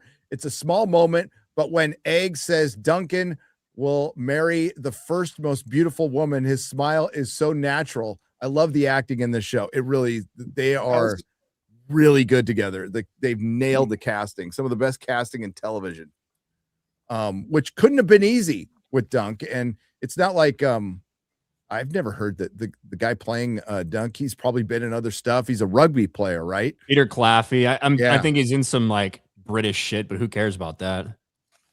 But he's leveled up in this one. He's gonna get a lot of gigs now because of this show. He's got fucking 15 seasons of this to film, according to Ira Parker. So I don't think he'll have time. Well, that's a bit optimistic. I think. I think by the middle of season 2, he'll have a falling out with George R. R. Martin, and that is funny that is so predictable. If the track record sticks, I wonder if there's a common denominator in that. Dude, if it happens this time, it is so undeniable that he is singularly the problem now. Like, I'll even back off on Dan and Dave being retarded. They're retarded. I'm not backing off on that. They're retarded, but they share the blame a little. Yeah, that's where I'm at right now when it comes to them. I was all Dan and Dave. It's all Dan and Dave's fault when it happened, and I've kind of eased up on that. It's George and Dan and Dave's fault. Very lucky for Dunk at that the Kingsguard were around. I doubt they would have let him live, even if Bright Flame deserved it. Yeah, it was just the household guards. Brian Townsend, thank you for the $5. Anti-Zero Space for $5. If Dunk would have used his height like Ryan's forehead, he would have won the final fight. I mean, he was just outnumbered. It took 3 to 4 men to hold the guy down. Yeah. And I think he was also realizing, like, oh, I just beat the shit out of a prince. Shit. G Cools for $5. Can we talk about the Mad King? How the Mad King had the most goated Kingsguard of all time. He kind of did. Dude had Arthur, Dane, Selmy, and Jamie all in the same Kingsguard. What the fuck? Yes. Jamie with 2 hands, probably the most dangerous knight in the realm. Outside of Arthur Dane, right? I think Arthur Dane is probably Arthur Dane, I think you have to say is the best swordsman in the history of Westeros based on the knowledge we have. Yes. And I think all those guys are in the top 5. Oh, sorry. I just had fucking PTSD flashbacks of Selmy dying to a bunch of random like pickpockets in an alley. Yeah. Oh, fuck. And not even mentioning that, I don't know if you can say as strong of a swordsman necessarily as those, but the White Bull, Sir Gerald Hightower, right? Yep. He was the, I think, leader of the Kingsguard at the time when all of them were still there, I think, right? Yeah. Dude, that's such a isn't it ironic that a great knight like Barristan Selmy, you could take down anybody, was killed by a bunch of randoms? It's like, I hate you. Fucking ridiculous. I don't think, well, we're never going to find out, but I don't think he survives the Battle of Marine. I think they're setting up his death. But he'll probably go out like a knight, not that would be preferable. Not to a bunch of fucking the masked dudes, whatever, right? Yeah.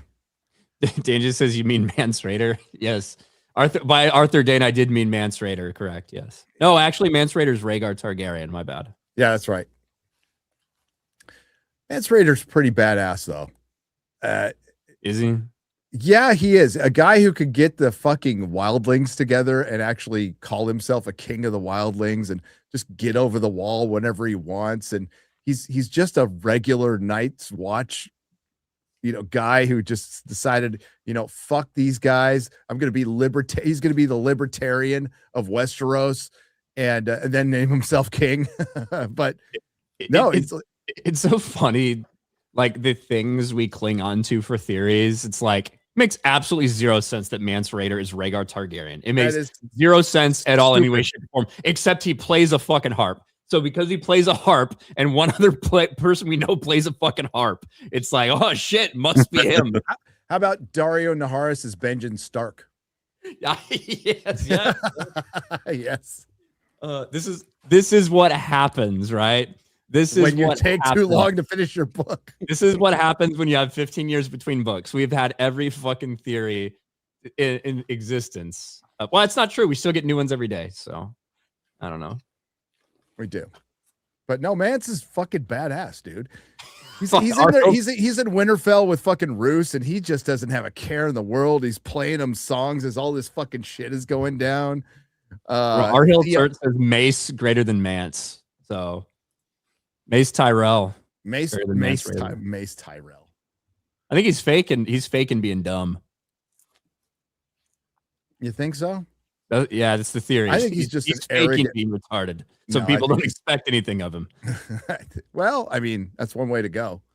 Yeah. Can we talk about the Mad? I read this. Jesus Christ. Each episode gets better. Love Dunk teaching Egg, and Thunder was great too. I hope they continue the momentum and do the other 2 seasons justice. Well, this is a great one to start out with. We'll be talking about the last episode of season 3. We'll be like, there are no books. There's no more. That's it. Because George will not, although he's writing them now. He stopped writing Wins a Winner to finish the Dunk and Egg books. Because he thinks if he can get those out of the way, he can just finish up Wins pretty quickly. let's say they finish season 3 and then he announces the new book's here. It's the Defiler, it's the 4th one. And then they'll just be like, well, that's done next year. Yeah. Shit. There's just no way. He's not Just fast remember, enough. every time George goes somewhere, he's not writing. He only writes at home in a specific house on a specific old computer, like a word processor. Well, and for every day that passes, he gets slower. Yeah. It's unbelievable, yet here we are. By the way, that is Roundira the Cruel. I do like that Great account. profile picture, yeah. I have Mikey, I will read your letter by next show. We have to prepare the gifts and the FedEx, but thank you, Mikey, being a member for 62 months. Murphy MR80 has been a member for 35 months. Hail says, great episode. I loved it. Darth Dunk Kinnell, if Kobe tried to land, he would kill him. I like Kobe. He didn't rape that woman. Just saying. Let's set the record straight. She wanted it. Oh, yeah. I think he was innocent. G Cools for $5. I just read the Forsaken sample chapter again. It's great, by the way. And man, Game of Thrones did the Greyjoys so dirty. They're incredible to read. Book you're on is literally the devil. He's fucking great. He's one of the best villains, and they got him so wrong in the show. He was lame as fuck in the show, yeah. Yeah. No, and he's like some kind of fucking warlock who wants to be a god of death in the fucking books. It's awesome. Oh, and anything could happen with Euron. We have no idea. I like. He's probably gonna get his hands on a fucking dragon. Yes. Like, yeah. He's like I hope he does. In George's books, where every time somebody tries to do something, their plans go completely to shit. For Euron, everything's worked out perfectly. He's gone to Valeria, got himself a fucking Valerian steel fucking set of armor, which is more valuable than kingdoms, and yeah, he's about to do a blood magic ritual and take out the red wine fleet. Like everything he sets out to do, he does. Some people start questioning him once in a while, but the guy just gets, and he sends his brother who fucking hates him and wants to kill him to go get a woman for him, and the guy fucking does it. It's great with a horn. But he knows if he blows the horn, he'll die. Yeah, I know. Well, does Victarion? Hold on, is Victarion going to try to marry Daenerys himself, though? Yes, he's going to take Daenerys himself. That's That's what he expects to do. But the problem is, I think that's what Euron expects him to try to do. He was dying from a wound to his hand, and then Makaro fixed it, right? And now he might be dead. You know that, like, he might be a fire white. He might actually be dead. Mm. But Makaro keeps telling you, he's like, the Victarion's like, do you see my future in the flames? He's all, yes, you will die, or you will meet your glory, and to somebody who's a worshiper of R'hllor, meeting your glory is burning. So like, he's gonna die. It's great. Is the use of stags as coinage not an anachronism? Shouldn't it be gold? An anachronism. Should it be gold and silver dragons pre-Robert's Rule, as that was Baratheon rebranding? So gold dragons, silver stags. Yep. So the stags are silver, the dragons are gold. Yep. Yeah, I forget what insignias on the coppers. Well, they're just asking, when did that get started, though? Because the dragons make sense for the Targaryens coming in, but did they get the stags going themselves, or did that come in with Baratheon, kingdom? Well, Baratheon was Aegon's first hand, so yeah, and probably his bastard brother. Yep, most likely. The Oris Baratheon, probably. Maybe there could be another reason that we don't know about in the universe. Maybe there's fucking silver mines in the Stormlands. I don't fucking know. Did they have silver stags in House of Dragon? I don't remember. I don't remember as well. They don't ever deal with anything cheap enough that you need fucking silver. They're all just fucking this many dragons, 10,000 gold dragons. I don't know. Brian Copper Townsend. Stars. I think that's right. I think Summer Copper is Stars. Copper Yep. Stars. I believe that's true. Yes. Yep. I doubt any episode will reach the high of season 1, episode 8 of House of the Dragon, which was a banger, or season 4, episode 9 of Game of Thrones. But I think I may enjoy this show more if the quality keeps up. On an enjoyment level, it's pretty high for this show. But things start getting a little more A Song of Ice and Fire from here on out. We'll just say that. So I'm assuming Sir Eustace and Lady Rohan are season 2 and the Mystery Knight are season 3. Yes. I wonder how like season 2 is going to play to everybody. It's very different. Very different. Yeah. Very different story. Cool story though. Jeremy David for $5. But Ryan, I thought your spirit animal would be Prince Arian. It's funny it's spelled wrong, but also I kind of like that spelling a little more for some reason. Yep. I like Arian. Like if I was him, I'd probably be a fucking asshole to everybody. I'm an asshole to everybody. I'm not even royalty. Yeah. So like imagine. Yeah, that'd be terrible. Anti-Zero Space for $2. I thought Ryan's spirit animal was Robert Baratheon. Big Dick Bobby B. I do like Robert Baratheon. Yep. Viserys Targaryen equals James Buchanan, the president before Lincoln. Buchanan is not viewed fondly, and Viserys is not a hero. This is Mason Ripton. Lebo Interior is a new member. Thank you for joining up. You get to enjoy Starfleet Academy watch parties because they're fun. Those sandwiches they cooked look dank as fuck. They did. I was kind of hungry after I saw that. Wynn's not out yet because Ozempic George removing all food references. Yes. Dude, I guess he's old, whatever, but Ozempic is not good for you in any way, shape, or form. And there's going to be horrible side effects. And you're going to hear a lot of celebrities.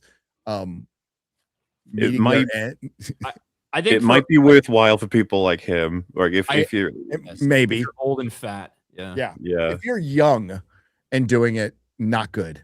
Yeah, because by the time you get cancer, you'll be dead anyway, basically, for George, which is going to happen soon. I know he doesn't like hearing that, but you're not getting any younger, George.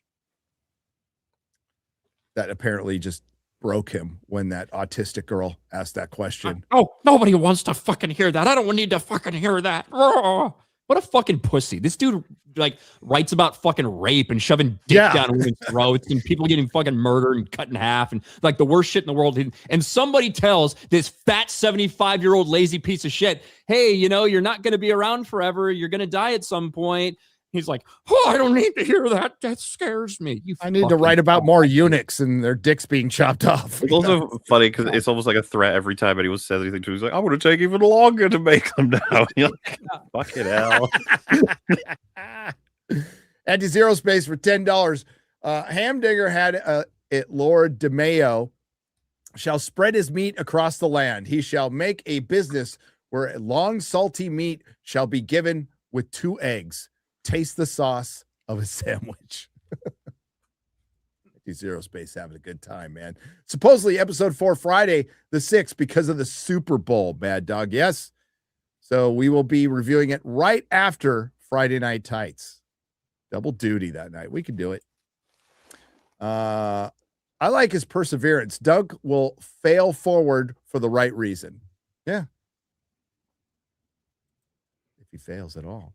I feel like Doug saying, I trust they won't be found dead, and Maker's reaction last episode are going to bite Dunk in his ass next week. Corvo the Crow for $9.99. I will not comment on that. Just finished the episode. I have to say, while I enjoyed the episode, I was disappointed with the ending. It felt too quick. I think we needed a bit more theatrics or something along those lines. They really did give it a soap opera ending where everybody's like reacting for a really long time, but I liked it. Jasper Lane. Touch rushed. I feel like we needed more jousting. That's what we needed. We needed to see more of the joust. We needed to see more of these names that we know. We needed to see more of that shit. Like that's what we needed. In my opinion. I can't say I disagree with our brothers that our hilts hurt here, but I don't think it's sad. Lionel's acting a little more like Renly than Robert. Sad. Yeah, meaning Yeah. gay. Gay. This is a bad time to bring up Bloodraven. Oh, well. Go subscribe to their channel. They're great. Do you guys think those Targaryen genes kicked in on Egg in his later years? They tend to. I wonder, like, when the dreams start for some of the Targaryens. Is it later in life? I guess it just depends on the Targaryen, but it seems like with a lot of them, it starts later. I don't think it's necessarily dreams for Aegon. I think, much like Rhaegar, I don't think it was dreams with Rhaegar. I think it was learning about the prophecy. Learning about the prophecy. And so I think that whether it's learning about the prophecy for Aegon or whatever that might be, I think that has more to do with it than, oh, he's just a mad Targaryen. I don't think Aegon was mad. So yeah. So the prince that was promised, basically being carved on the knife. I've been looking at every fucking knife that goes by in this show, seeing if I see that fucking thing. So that was something that was added for House of the Dragon, but it was added while George was there. And it was like, that was a massive spoiler, right? When that happened, because we didn't know why Aegon conquered Westeros. He kind of sat around and didn't do it for a while, right? Maybe he was planning, maybe just one day he got bored, but there had to be something that was an impetus to him taking. So that explained it. And that explains a lot. And I think that was being held back. I don't know if it's going to be the knife in the books, but George is the one who okayed that. So I think it was a massive spoiler. And it gives a lot of the motivations on why the Targaryens are so fucking crazy. And it might explain a lot of things, even the Mad King. I think we overplay the Targaryen. I think the world overplays the mad Targaryen thing a little too much, compared to like the number of that we actually know are mad. And maybe there's a bunch of Targaryens that don't matter as much that are mad, I guess. They don't have a lot of power, so whatever. But I don't know. I also don't think you can discount any of these people from being fucked in the head because Bloodraven's mind raping them at certain times to like try to control narratives and outcomes and shit. I don't know. Or giving them dreams specifically. Yeah. We don't know if he's a good guy. Or I still always did really like the theory that Bran tried to travel back in time and like that Bran tries to travel back in time and change the past, and he basically breaks fucking Aerys' mind, and that's why he goes crazy. I did like that one. And that could happen, considering that the Hodor thing, well, it's not going to happen, but it doesn't go down exactly like it did in the show, but that is definitely from the books. That is one of those things that George said is going to happen in the books. Our Hiltzer says Bloodraven is a villain. He might be. Look, he might be. Bloodraven's little fucking tree fort is basically Epstein Island. There's a reason that all the fucking children of the forest, they're all children, right? They're all young. They're all underage. What do you think he's doing to them in those fucking trees? And we're the dudes. We're fucking the female. We're the male children. We wanted to stick his stem right in leaf, you know? Do you guys think next one? But guys, I thought we only talk about bad movies / shows, and we never cover good stuff because it doesn't make money. LOL. That Prince is a prick. Egg's great. Egg is great. Thanks, Mexi Rage. With no dragons, we can see the power leaving Targaryens, and that the people and the nobles are starting to get more brazen, and the rebellion is showing. Yeah, Robert's rebellion was building up for a long ass time. And it even goes back to that's George, that's why he wrote in the Blackfire rebellions, right? So which were between Targaryens essentially. But who was getting fucked? The small folk, as always, and other lords. Sir Arlen, yes. But he still had to pay for it, man. Even with that schlong. a fellow Ryan Kinnell's contempt for George mirrors my own. Whining like a child and complaining endlessly about the state of the world that he will never finish, Tolkien wrote Lord of the Rings during World War II and came up with some of it while he was fighting in World War I. Okay. And he wrote the manuscript by fucking hand while in his spare time from his real job as a professor. And then when he wrote he finished it. Yeah, and he finished it. And then when he typed it, he couldn't afford a typist, so he did it himself, like with one finger. That's how he typed Lord of the Rings. But George, you keep crying. You keep crying about the state of the world and all the problems you have being an author of one of the most anticipated books in the world and how tough that is for you. Shit. Yeah, I mean, Tolkien went through a war between writing, right? So, yeah. I think I hate Arya more than I hated Joffrey. God, I hope he gets what he deserves. Bonesaw is ready. Thank you for the $5. Yeah, I don't think he's reached Joffrey levels yet. no, he's not even close yet. Joffrey is kind of I mean, killing a horse horrendous. is fucked up. It is. Yeah. Do you remember what Joffrey did? Joffrey was killing whores for fun. Joffrey just made a bunch of whores do their job, right? Like, what are we talking about? Wait, which Joffrey are we talking about? Baratheon? Well, yeah. Oh, I was talking about Lannister. Lannister. Lannister? Well, yes. Technically, his name is Joffrey Baratheon as king, but he Yes. is a Lannister. But yeah, Yeah. that's who we're talking about too. Well, he's What is loads of going people. on? I feel that it's all gone very confused. It sounds like it's I'm sort of under the Joffrey's a impression that monster. Joffrey is a like complete monster. one of the worst Yeah. people outside of Ramsay Bolton. Yes. Yeah. We Joffrey never only- rapes anybody. Oh, okay. At least Joffrey's not a hypocrite. Yeah, at least Joffrey didn't like diddle his brothers like Euron did. So, but Aaron Brightflame does something pretty bad to Egg. We find out about. That's why he's worried about his stones.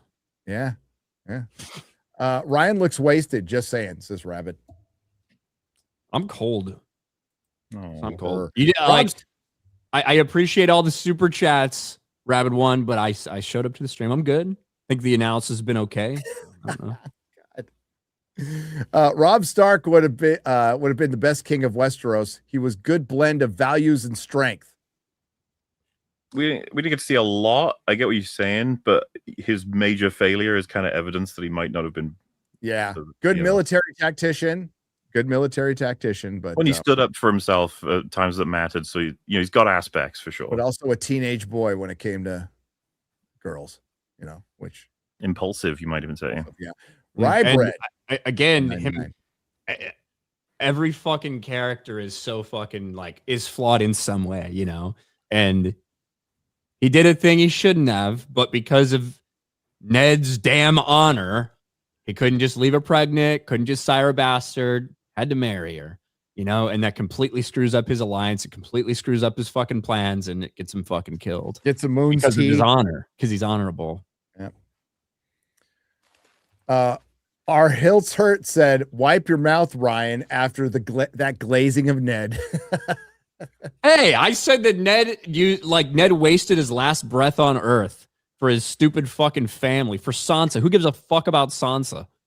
Honestly, who gives two shits about Sansa Stark? That's what he wasted it on. That's the best thing I heard, that George wanted to kill her. Yeah. I'm like, oh, good. Rabid for $5. I know this is a whatever Swords and Dragons stream, but I can still send Tupac lyrics. You were doing great, Gary. Yeah, I was reading some Tupac lyrics in my last live stream. Right after I makes sense. said he was gay. Because he was gay. Mance Raider, Julius Caesar, uninvited the rival free folk tribes, and did I say Uninvited? Uninvited. Why did I say that? United. I was doing so well. Mance Raider, Julius Caesar, united the rival free folk tribes and led them south while being routed by the Night King. Dude, Mance was badass. Okay. You don't become leader of the free folk over fucking Tormund Giant's Bane if you're not. Since you brought me up, hey, there you go. Sir Arlen is still a deal breaker, but there's no harm in looking if they show it again. There you go. It's Jen. She outed herself. Deal breaker Jen. What has George R. Martin learned from the show? That he doesn't have to finish anything and people will still watch his shit. Well, it's not shit, but yeah, you're probably right. People will still watch it for now. I wonder how much that would change if he came out tomorrow and said, I'm not finishing the story. It's done. Like it makes it official. They're not going to watch the 10,000 ships spinoff. Yeah, that's what dude, they're not going to watch. Whatever animated gay shit they're coming out with. I don't think those are going to be big things. I couldn't be less interested in fucking the Roinar and the fucking Dorn, the founding of Dorn. It's like fucking. There's two more stories that people care about, and it would be Aegon's Conquest and Robert's Rebellion. Yep, those are the two things that they still have in the fucking deck that they can do and will do. Not Nymeria, the girl boss, and her 10,000 fucking ships. Hell no, hell no. Not the Arya Stark sequel series. Oh, so is that official? Because I heard rumors. They're looking into it. They're looking into it. John and Danny are twins. They're kind of related. Oh, is that like a theory?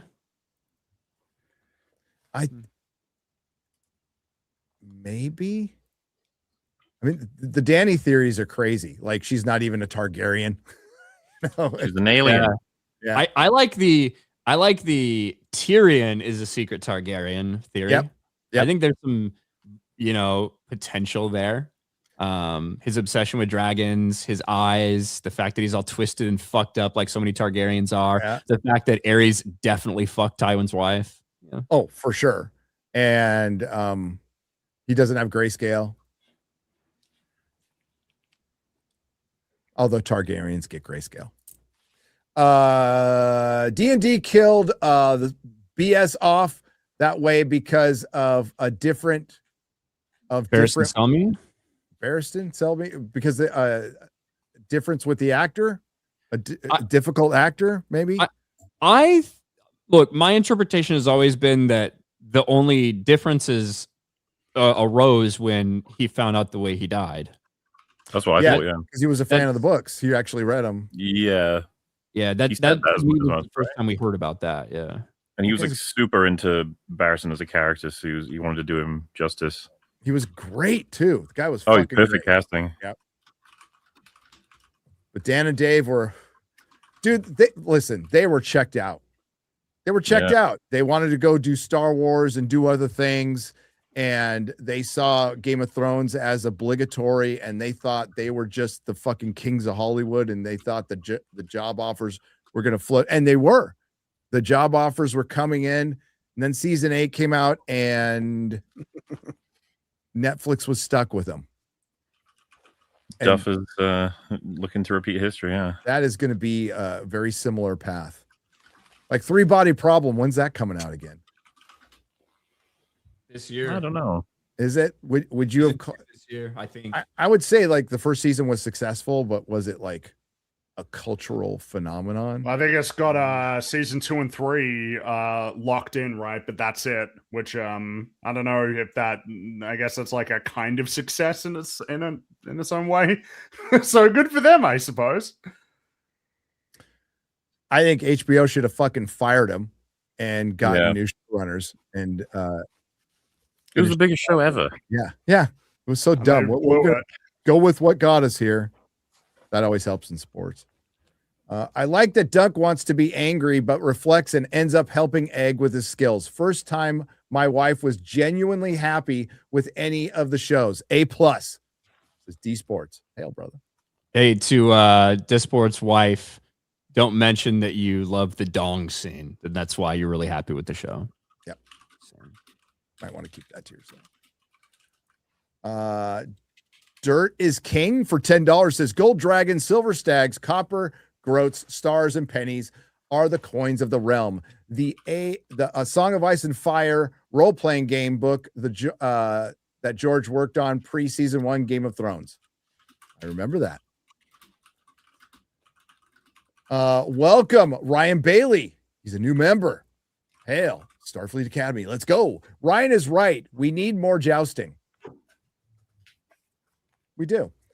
Finish the bottle, Ryan, and sing the song about the Honorable Alice. I'm going to try to learn that song. I like that one. I like them both. The Egg song was funny. It was basically a war dump. Yeah, it was good. It was really good. Magor did nothing wrong. Fuck the faith. They are. I think Magor is a product of. I think that Magor's bad reputation is a product of Jaehaerys and a conspiracy to make Jaehaerys like seeming like the best dude ever or whatever bullshit. That's what I think. Oh. Like people like Jaehaerys, like his King's Guard are like, oh, if Magor was still alive, you could have beat him. So it's like, really, come on. No, but he did what needed to be done to fix the realm. He did it, and he made himself look like a fucking G doing it. Like that's what a king does. Called himself the conciliator. Hyped himself up so much. Yep. And like everyone thought he was so fucking amazing that Viserys is like, oh fuck, there's so much pressure. I can't let anything wrong happen. I can't get any wars. I can't do anything like this. Everything needs to be fine. No conflict, guys. No conflict. Because I'm the follow-up to that, and it led to his ultimate failure. Well, the thing is, like, it's a king often has to deal with the consequences of the previous king's actions or inactions. So I think that's the biggest tell that maybe he wasn't as great as he says he was, but he still like ruled over the realm for 50 fucking years. Nobody even got close to that. So didn't Magor have fucking Blackfire and Dark Sister at one point? Yep. Yeah. Come on. Both those swords are gone in Game of Thrones time. Do you think we'll see? Well, okay. If George finished the book, do you think we would have seen one of them come back? I think we see both of them. Yeah. I think Aegon has Blackfire, and I think Bloodraven's fucking jerking it off up there in the tree. Yeah. He's fucking with Dark Sister. He's got Dark Sister. So Aegon, which fake Aegon. Fake Fagon has, yes, because they gave him the crates. That's right. So there's the crates and Illyrio. I love those swords. Oh, dude, yeah, they need to come back. What about Bright Roar? Think we ever see it again? I think that one. No, I heard an incredible fucking. Well, it wasn't incredible. It was kind of just funny. A crazy theory video, like not a theory, a what if video, that involved Bright Roar and finding Bright Roar. It was really cool.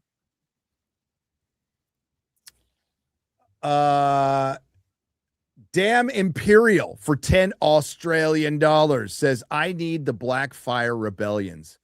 There's so much like House of the Dragon that I'm not going to say we'll never get them. If the shows keep being successful, they might do them later, but there's more than one. Which one would you do? And, I mean, it's basically House of the Dragon minus the dragons, although I would think they would be more entertaining because the cast of characters in them are pretty good. Where would you start it? Dude. Here's the thing. Do you start it like when fucking King Aegon the Fourth is like at the end of his reign, just like, fuck all you, here you go, Damon. Yep. Like all my bastards are legitimate. Yeah. That's your prologue. Yeah. And the bastards are all, yeah, and everybody else is like, fuck. That's, I don't know. Nymerian at 10,000 ships is the worst fucking idea I've ever fucking heard. I hate the fucking story. I hate Dorne. I wish Dorne would just blow up. I think they would, if they killed every fucking Martell and Sand Snake, I wouldn't be sad at all. We couldn't have brown people anymore Jesus Christ. in the shows. Sanctimonious motherfuckers. Oh, we like our bastards here. We're an open society. We're fuck off. Just sexual fucking degenerates. Yep. They should have just come down with every fucking dragon and wiped them out. Should have turned the thing to glass. I hope Darkstar kills them all. Fuck. Darkstar's the biggest tryhard in the world. I kind of love him. I love him. Little emo, the emo in Westeros. But yeah, he was invented just so they can get Dawn. That's pretty much it. But they'll never do that because they're not going to finish the books. All right, guys. That wraps it up for the. Oh, wait, one more. Bloodraven versus Bittersteel flashback in season 2 would feed families. I'd love to see it, dude. Absolutely love to see it. So, Shad, what do you got coming up? The general stuff. I'll just give a shout out to Mike S. Miller. He's the artist for the graphic novel. He's doing better, but he did have a bit of a scare where he had to go back to hospital. Poor guy had a stroke. And so if anyone wants to help him out and contribute to his fundraiser to help him recover and pay those big hospital bills, please donate anything you can to the Give, Send, Go. Thinking of you, Mike. Hope you get better, mate. Yeah, or you can go to Mike S. Miller Art, where you can get pages from the Hedge Knight and other stuff he has done, and that would help him too, and you get some art. Yep, I'll drop that link as well. Yeah. So yeah, anyone who can contribute anything, $1, $5, anything can, big help and much appreciated. Fringy. I'm just working as usual, but you know, we got EFAP every week. We'll be doing an episode. Wait, Mola, did you want people to know what this episode's going to be, or did we mention it already last week? We definitely I can't did remember. tell people to watch it. Yes, that's right. Iron Lung, woohoo, yay! Which I've seen now. So yeah, that's what we're doing next week. Is it better than Shelby Oaks? Yes. Absolutely. It's not even close. We have like one of the lowest views of Shelby Oaks as a lot of people on the internet. I think. And bear in mind, we had that opinion before he was doing the gambling ad thing. So yeah. But yes, that's that's the deal. Just working. Excellent. Muller, what do you got coming up? Same thing? Echoing what Fringy said, as well as of course that fundraiser for Mike as well. That's good stuff. Yeah. Cool. Ryan. I don't know. My channel, Ryan Kinnell, RK Outpost. I stream sometimes. Geeks and Gamers, Sports Wars. Fuck My Life tomorrow on Vera Dark's channel. And yeah, at some point a Harry Potter stream. Yeah, I'll talk to you about that. Lots of Harry Potter news today. Bro. The biggest thing is not about the J.K. Rowling stuff, like the trans stuff. It is about her not being involved in the show. It's about her not being involved in the show. Ooh. It's like, oh, you got to be fucking kidding me. Oh, okay. That was just like shot at that. John Lithgow said some stuff, and it wasn't great. He was still fucking retarded, but it wasn't bad. What's bad is he said she's not involved in the show. It's like, what are we doing? I saw a tweet about John Lithgow that said there's a guy who used to live with him in, I forget which city or whatever, but he would leave his car unlocked because he believes it's like somewhat, it would be like ignorant to assume people would just want to steal shit from you or whatever. It would be like really mean to assume that things would get stolen. It means you think everyone's criminals. Yeah, actors are fucking retarded. Was it Seth Rogen or was it someone else? Seth Rogen who said like, whatever. Sometimes you get cool stuff. You get like a cool knife when somebody breaks into your car for the 9th time. God, part of living in LA. Your car gets part broken. of living in LA. You guys remember that meme that with the bike that gets stolen and it's like, I guess that person needed it more than me. Oh God! Oh, it's just the images coalesced in my mind instantly. Yeah. You said that. Oh So my whatever, God. I guess, I think is what he says. After he imagines like a bar for Yeah. happiness going up Yeah. for the other person. The thief would enjoyed the bike more than me, so there's more happiness in the world. So So whatever. fucking stupid. So Retarded when I beyond was selling belief. parts in Look the how Bay so many Area, black people need bikes. It's Yeah. wild. when I was selling auto parts in the Bay Area, aside from like basic tune-up parts, you know what the most popular part was? The part we sold the most was the passenger side rear window, because they were always getting busted out for broken in cars. So we always had a full stock everywhere I went, every different car, passenger side rear window. Do they sell any reinforced ones? Like they can't be broken. Like the thing is though, you kind of like they have to be able to for be safety, they broken need to be for broken. safety, Right, yeah. Unless you have like a full-on bulletproof car, but like the ones in Teslas were tough. Those are hard to Well, break. that was even potentially a problem, wasn't it, with some of them, that like it was so difficult to get out, and Yeah. if the fire, can get intense really quickly because it's a battery, like that's a serious danger. bro. Dude, you're like fucking burning to death. You're like, hey, sturdy though. Oh, those Well, batteries. it is pretty stupid, like, oh yeah, no, the glass is really strong. It's like not even 9 times out of 10, like 99, out of 100 times, as a normal person, you don't want that. That battery catches on fire and you're in the car, you're fucking dead so fast it doesn't really matter.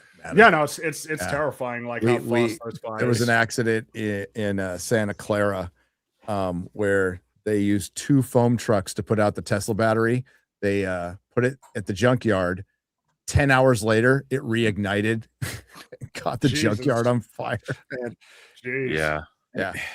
Never Crazy. get one from China. Like Chinese batteries are just, playing Russian roulette at this point. Oh yeah. So many reports. Of Chinese Well, roulette. Fundamentally, Where they it's just dump not a them very too. it's not a very good investment at the moment. Like cars are not good investments generally, but electric cars depreciate really fast.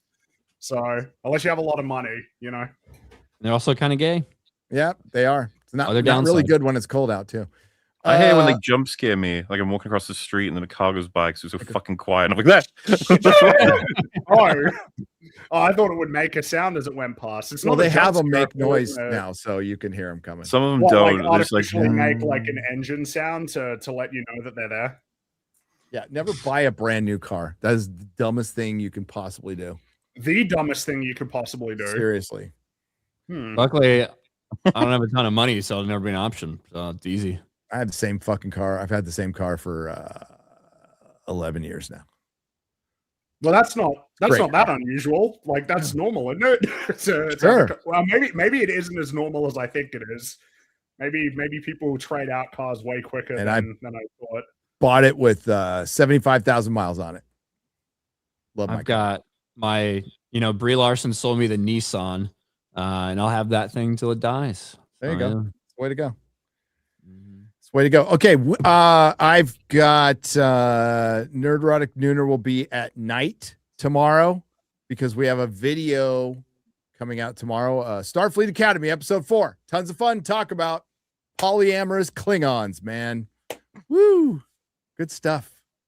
And one of the biggest mistakes and the biggest mistake in Star Trek history, getting a quote, not just wrong, leaving a large chunk of it out to where it doesn't make any sense. Drink they was telling said. about that. Yeah. Oh my God.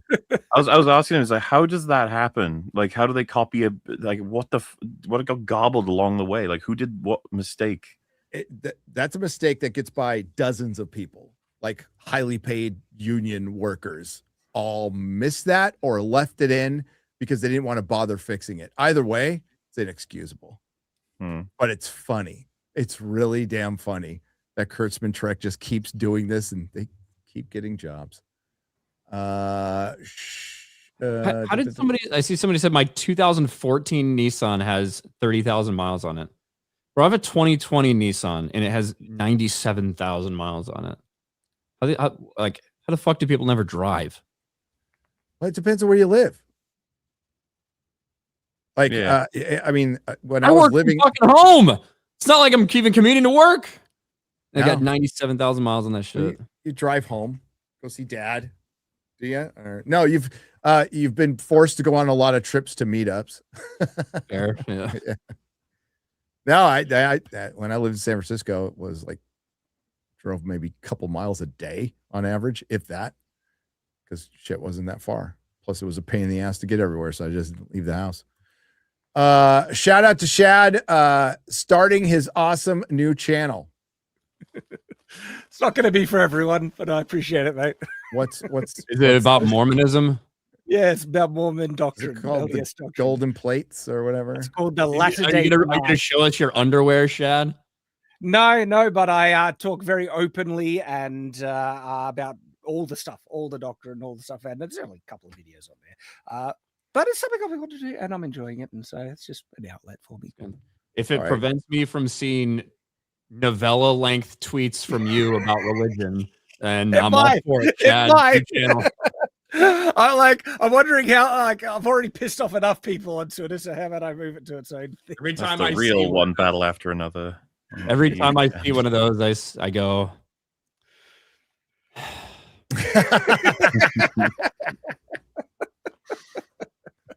And I understand completely. Same dude, Nate, for 20 says, I'm staying away from new cars. Just bought a 1984 ambulance E350. I've always wanted to get a hearse. Always wanted to get a hearse. All right. Because they're cool. And then, my family could just fucking take me when I die. They could say, do you want to complete save a lot of money and just throw me in the back. You should get a famous dead person. Toss me off a cliff or whatever. You go and buy a hearse, and they give you the keys, and you're like, I prefer to sit in the back. Yes. All right, so we'll be back on Friday after FNT covering episode 4, which is going to be a big one. And then after that, it's back to Sunday. So thanks to the Modrotics. Thanks to everyone who left a super chat donation. Thanks to everyone who supports these. These are tons of fun. I love doing it. And we'll see you next time. Bye-bye. See you later, everybody. Bye-bye.